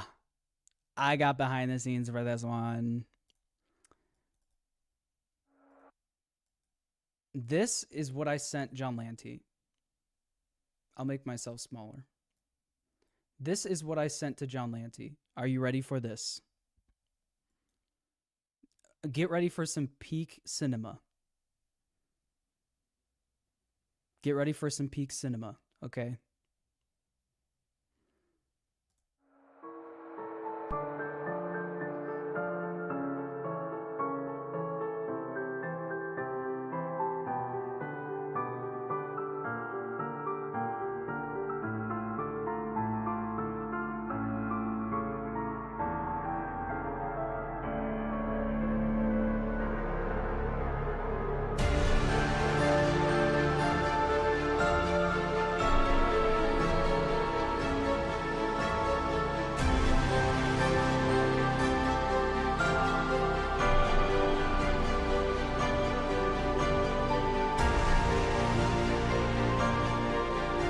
That's what I sent John Lanty. This was the storyboard. I made this myself. I made the spirit myself. I'm so proud of it. I just did scribbles. Like 3 different scribbles. And then I pieced them together.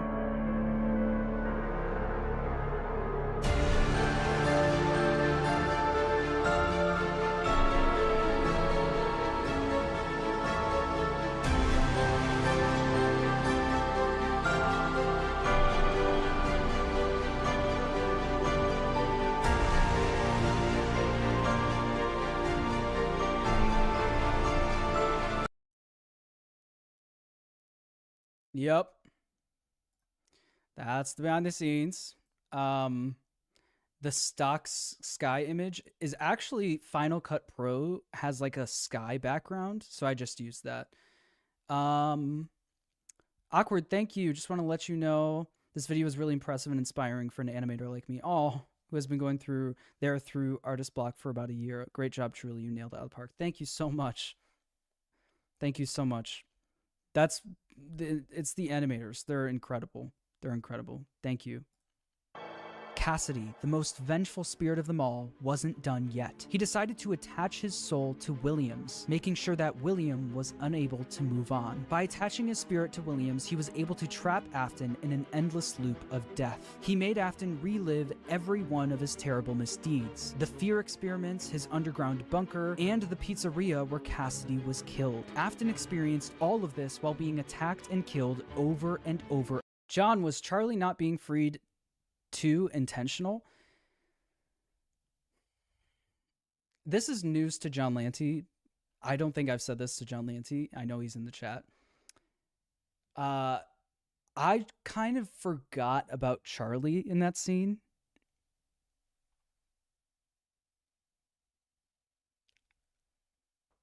I just forgot to say that her grave was in the background. So maybe it's intentional, because we know in the Fazbear Frights books, like, Charlie doesn't move on, like, she sticks around. So maybe, or I interpret it in my own headcanon is they all didn't have to move on at the same time. Maybe Charlie would, like, floated up into the sky 30 seconds before the rest of them. I don't know. Like, you can interpret that however you want, but I just wanted the main five to be there. You know what I mean? Okay, don't judge me by all of the animatronics from his past. Every time an animatronic would attack him, Cassidy would be there, reminding him that the suffering will never end. We've only just begun. I won't. To release you. I will keep you here, no matter how many times they burn us. Cassidy knew that Afton didn't deserve the afterlife. He deserved to pay for what he's done for all of eternity. But,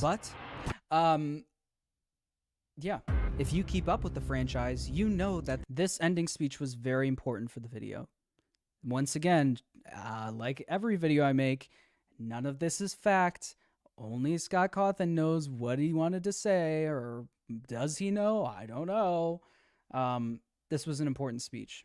That's not the end of the story. Like I said at the beginning of the video, making a FNAF timeline is not easy, no matter what anyone says. In broad strokes, you can explain the basic plot, but once you get down to the motivations and the why of everything, you have to start filling in the blanks yourself. Some people who've helped me fill in the blanks that I'd like to shout out are Rytoast for his theory about had to shout out Rytoast. Cassidy being spring-locked in Golden Freddy. I think that makes a lot of sense and is really crediting people is very important to me, satisfying for the narrative. Also, I'd like to shout out MatPat for his theory about Midnight Motorist. After trying to figure that minigame out for years, I think your explanation makes the most sense. Where is part 2? The story isn't done yet for part 2. I can't just make up a story and then post it. We're about to get a game that's gonna explain part 2. Important for me to say that no one except for Scott Cawthon himself. Since you are saying in the video that Cassidy is the one you should not have killed and a boy, who do you think is the 7th victim in Ultimate Custom mentioned during the high school years? I have no idea. Probably the crying child.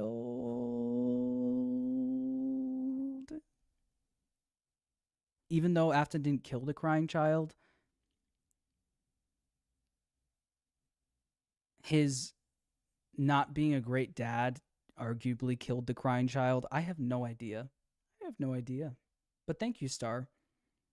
Himself knows the exact story he was trying to tell. So please make sure to watch other people's timelines as well and come to your own conclusion on everything. There you go. Watch other people's timelines, come to your own conclusion. And when the time is right, I'll be back to tackle the newer games in this franchise. Until then, make sure to subscribe, and thanks for watching. Where is FNAF World? You could argue FNAF World was right before the Gravestones. About piecing the Happiest Day minigame back together. That's where FNAF World was. Yay!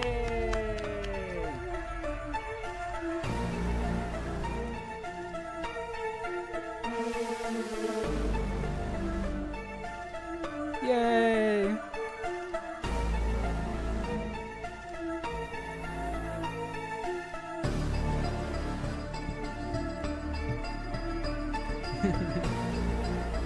There's a really interesting Midnight Motors theory made by Cosmo that I think you should check out. Okay, Timber, thank you.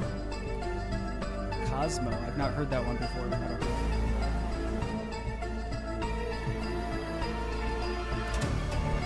Q&A time? Sure, we can do a Q&A for a few minutes.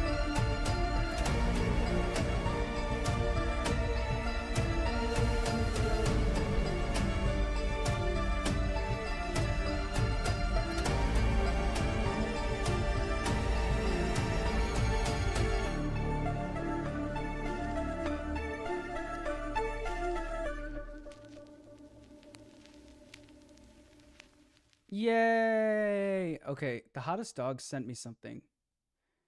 Did you send it on Discord? The hottest dog? It was not on Twitter.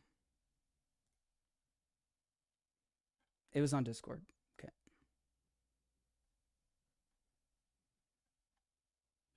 Da da da da da da da da.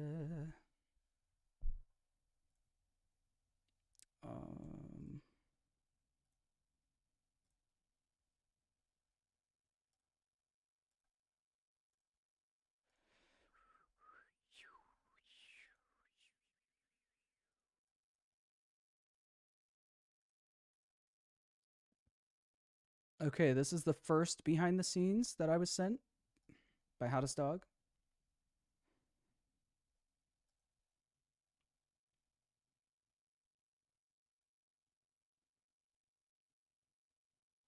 Beautiful.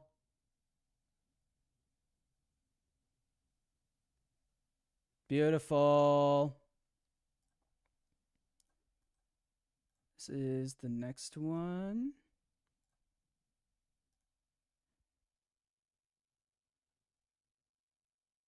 Ooh! Look at all those point lights. Holy crap. There's so many lights in this. Oh, that's so cool.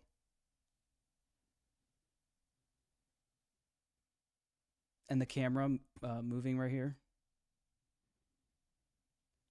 Oh my god. Very cool.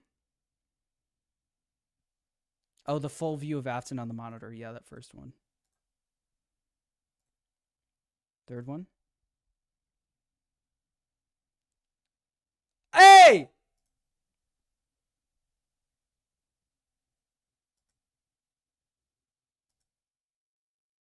What is that?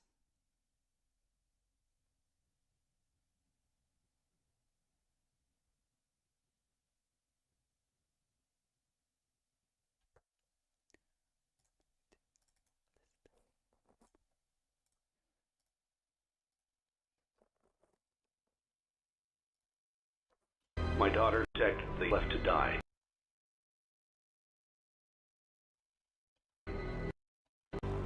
I'm sorry that on that day, the day you were shut out and left to die,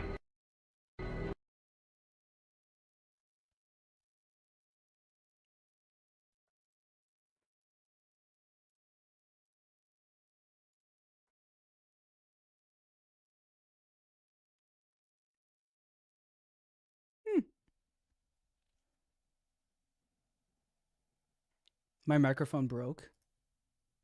Hello? Can you hear me? Can you hear me? Can you hear me?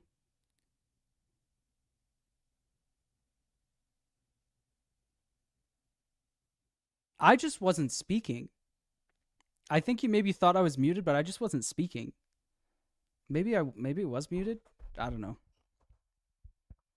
I just didn't say anything for the past 30 seconds.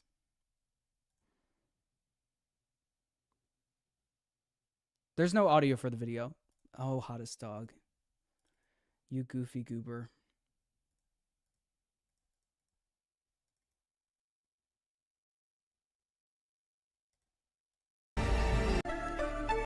Okay.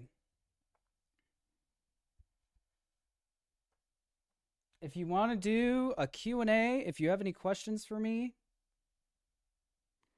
if you have any questions for me, let me know. I'll be answering questions now.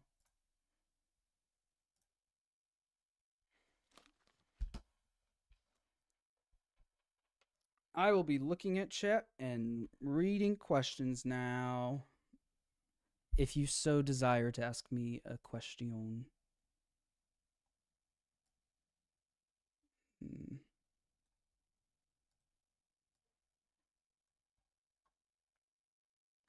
Okay. Starting off with a bang. Is poop games real? Yes, it is. Why would it not be? Anything in the timeline you aren't sure about? Yes. Midnight Motorist. Not quite sure about that one. The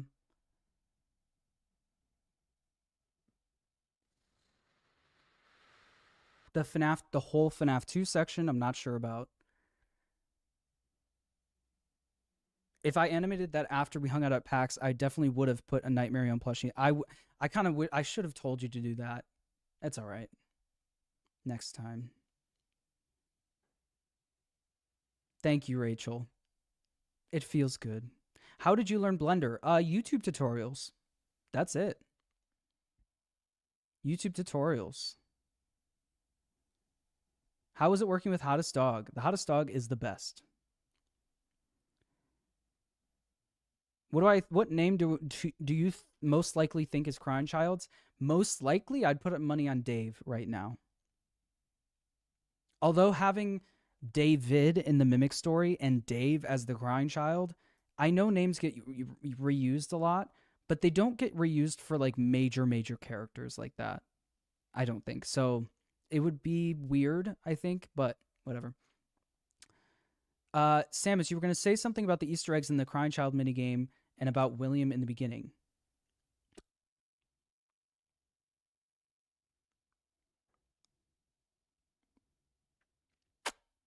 No, I wasn't going to tell you what the Easter egg in the Crying Child minigame was. I was going to have you figure it out yourself. William in the beginning.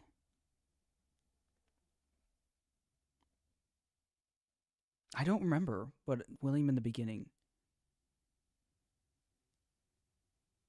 I don't remember.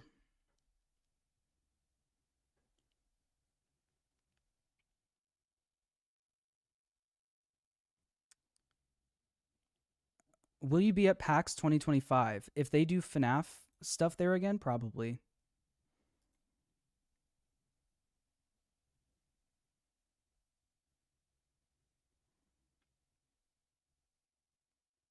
How was it being an artist director for such a project?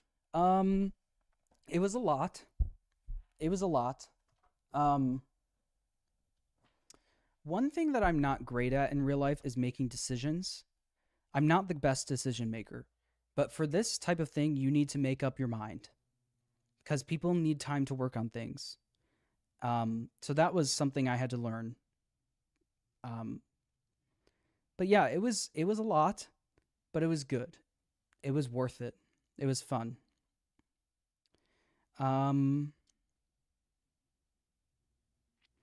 Okay, good question. So Afton melts their endos down, but when he goes back to get his yellow suit, the ghosts of the kids are there. I'm a little confused how the ghosts are around. I imagine it like the FNAF movie. Do you remember in the FNAF movie where when all of the robbers are coming in to destroy the pizzeria,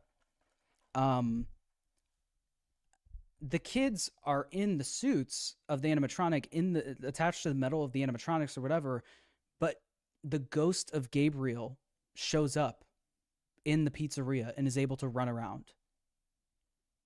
Like, the souls may be possessing the animatronics, but it's clear that their spirits can wander. And we see this in a lot of Fazbear Frights books stories as well.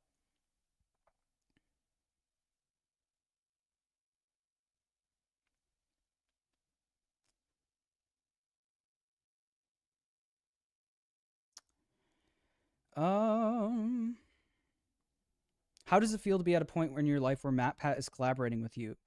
Like a lot of us, I knew you grew up watching him, so is that weird? Does it come with the creator territory? It's super weird. It's super weird. I'll say this. When it comes to stuff like that, meeting Dawko, being friends with Dawko, meeting MatPat, being friends with MatPat. Like, your brain, like, you literally have no choice but to deal with it. That's the best way I can explain it. Things happen, you freak out. When MatPat first DM'd me on Twitter, I freaked out. I was like, oh my God, like, this is crazy. He invited me to be on his live stream on Game Theory. But after that, things like that keep happening. Oh, he reaches out again. He reaches out again. You reach out to him. He answers, blah, blah. You go to his, you hang out with him and, you know, stay with him for a week. You watch him live his life. Your brain has no choice but to just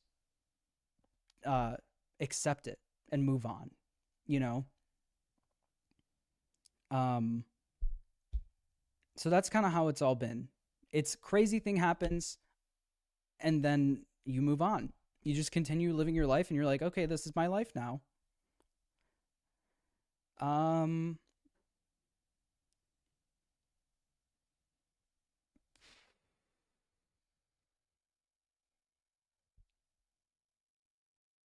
Why did you leave out the old man consequence scene? The most beautiful part. It was important, I don't think. It is a beautiful part, but I don't think it's that important. Bye, TK. Thank you for being here, and thank you for all your work on the video. You're the best. If you had the power to make any piece of merch from any of the games real, what would you want to own?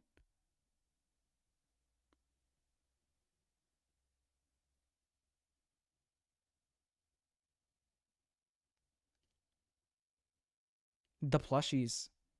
I think that's literally it. And we kind of already got them. Like, that Glamrock Freddy plushie is 1-to-1 with Security Breach. But I don't know. That's a tough one. A little helpy. I've always wanted, like, a little helpy in real life. Is there a direction that the story went at any point that you think should have gone another? Like, just any ideas you may have had for the story's direction at any point in the past?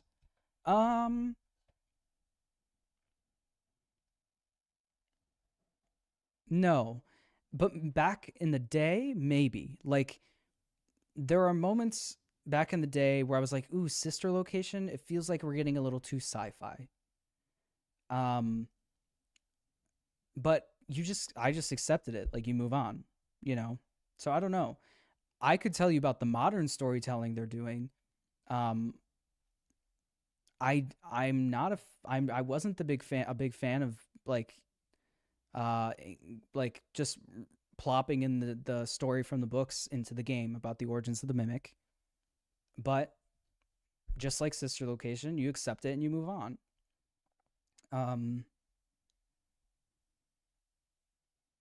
Yeah, I don't know.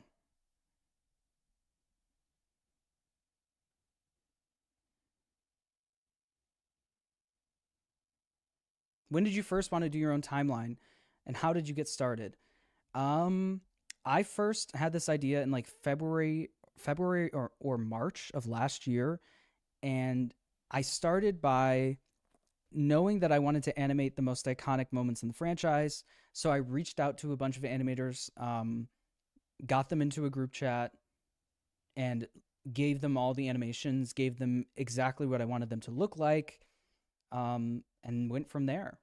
And then the script came together, piecing the events together, figuring out why certain events are happening, you know, the why of everything, the motivations. I don't know. Is William not just a dad bot mimic body snatching Henry when it couldn't imitate true? I don't know what you're saying.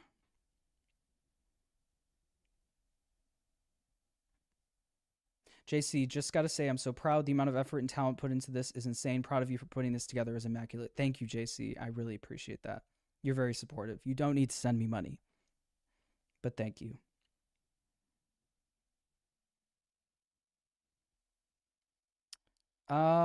If Sparky was in the lore, where would you put him? Probably as just one of Afton's failed animatronic designs, or Henry's failed animatronic designs. Just like in the movie, you got like the purple Freddy and the Sparky. Those obviously are like the knockoffs that Henry or William created. Do I think Henry will come back? Probably not. It'd be cool if he did. You've seen it 8 times? That's a long time. That's a lot of times, Liz, but thank you. You've shown it to all my friends who love animation. Oh, that's cool. Thank you, Liz.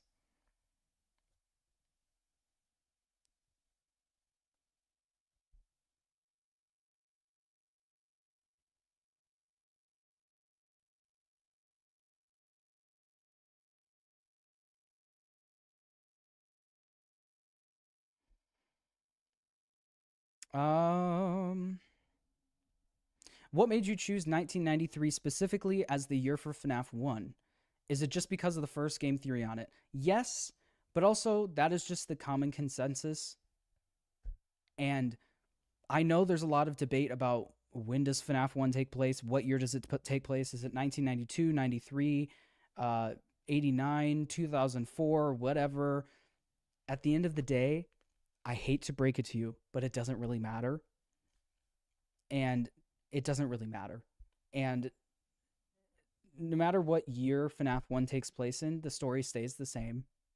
And the placement in the timeline stays the same for me.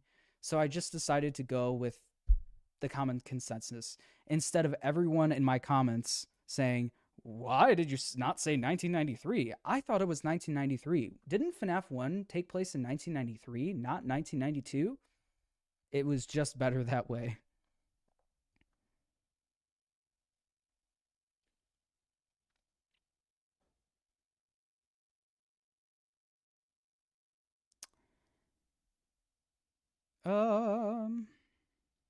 If you could get any FNAF answer confirmed to you, what would you want it to be?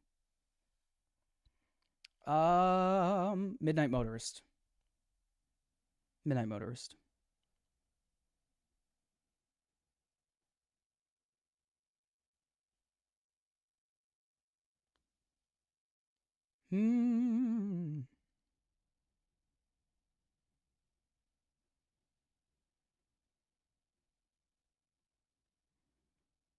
How do you justify Cassidy knowing about the nightmares and sister location animatronics in Ultimate Custom Night if Cassidy's been stuffed for decades?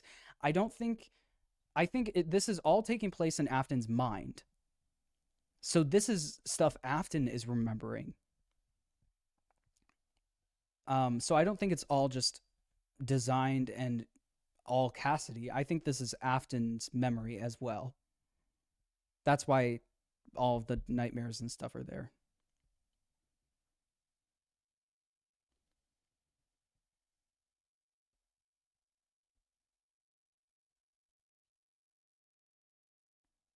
Thank you, Arca Delight. I continue to not know what you're talking about, but I appreciate it. Thank you. I mean, yes, I understand BYTE.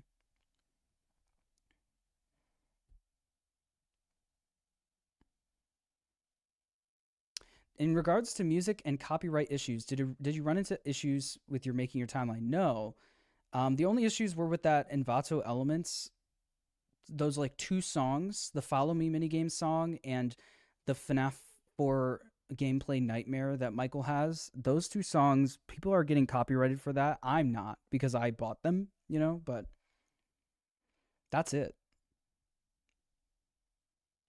And I thought the hardest part would be getting the rights for Nowhere to Run by Leon Riskin, but it ended up working out. I was able to get them.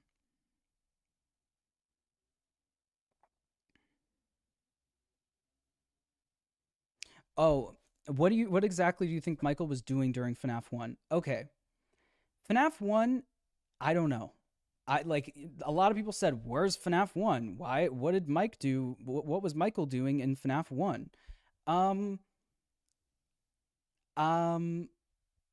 I think for the story, it doesn't really matter in my timeline. It didn't really matter in my timeline. And in my I Solved the Story of FNAF, which didn't age very well at all, said that Michael was just helping out his dad. He was part of the Follow Me minigames. Like, he was doing something. I have no idea. But I don't know.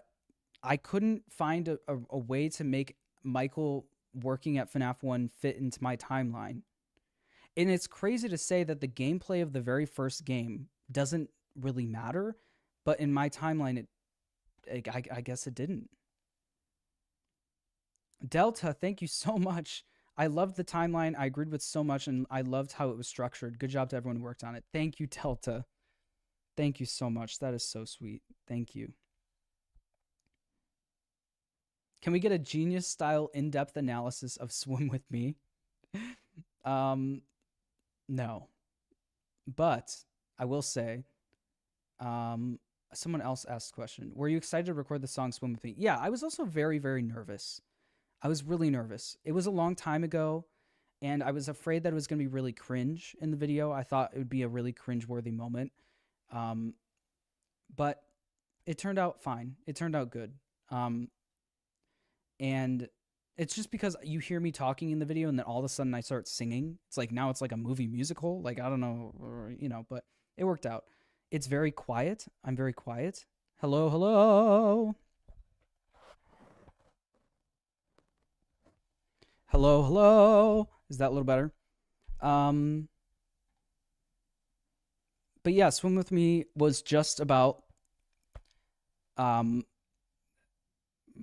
like drowning, like trusting someone.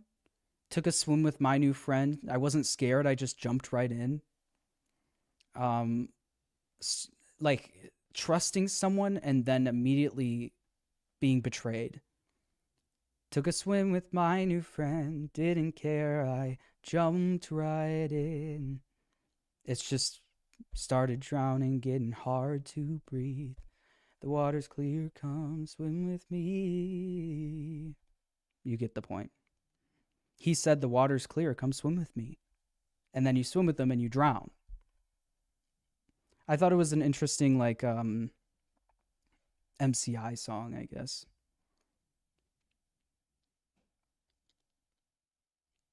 What initially got you into FNAF? My friends. My friends showed me Markiplier playing.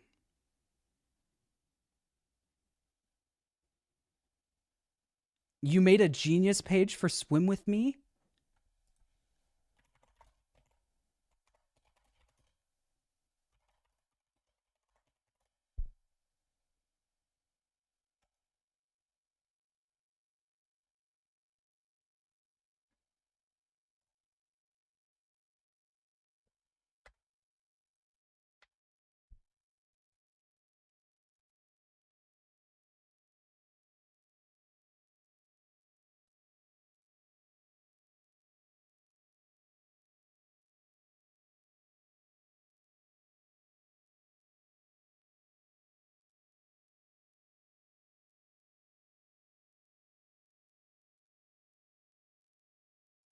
That is so cool. Thank you. Thanks, JC. That's cool. Okay, my voice is kind of hurting from speaking so much. If FNAF World was canon to the timeline, where would you put it? Where I put it in the timeline video after FNAF 6, I think. Piecing that bad memory back together, setting up Happiest Day. It could be after the crying child dies, but I don't think so.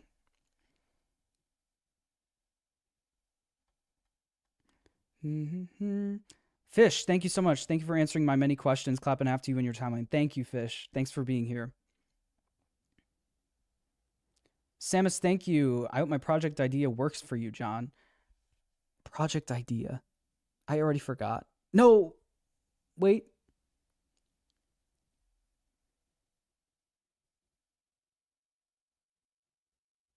Someone remind me what the project idea was, but thank you, Samus. I gotta make a song called Fly With Me.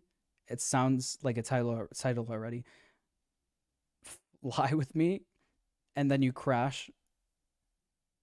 Nah, maybe.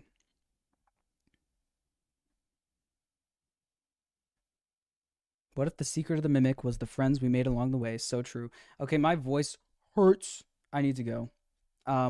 Thank you all so much for being here. I appreciate you being here. This was really fun. I hope you enjoyed the video. Please go watch the video. Put it on in the background. My message on Twitter. Oh, okay. put it on the background, watch it 10 more times, show your friends, and yeah, that's all I got. Thank you so much for everything, for being so supportive of me. It means the world. So thank you. And I'll see you in the next one. Bye-bye. Happy New Year. See you next year. Guys, I haven't showered since last year. Isn't that crazy?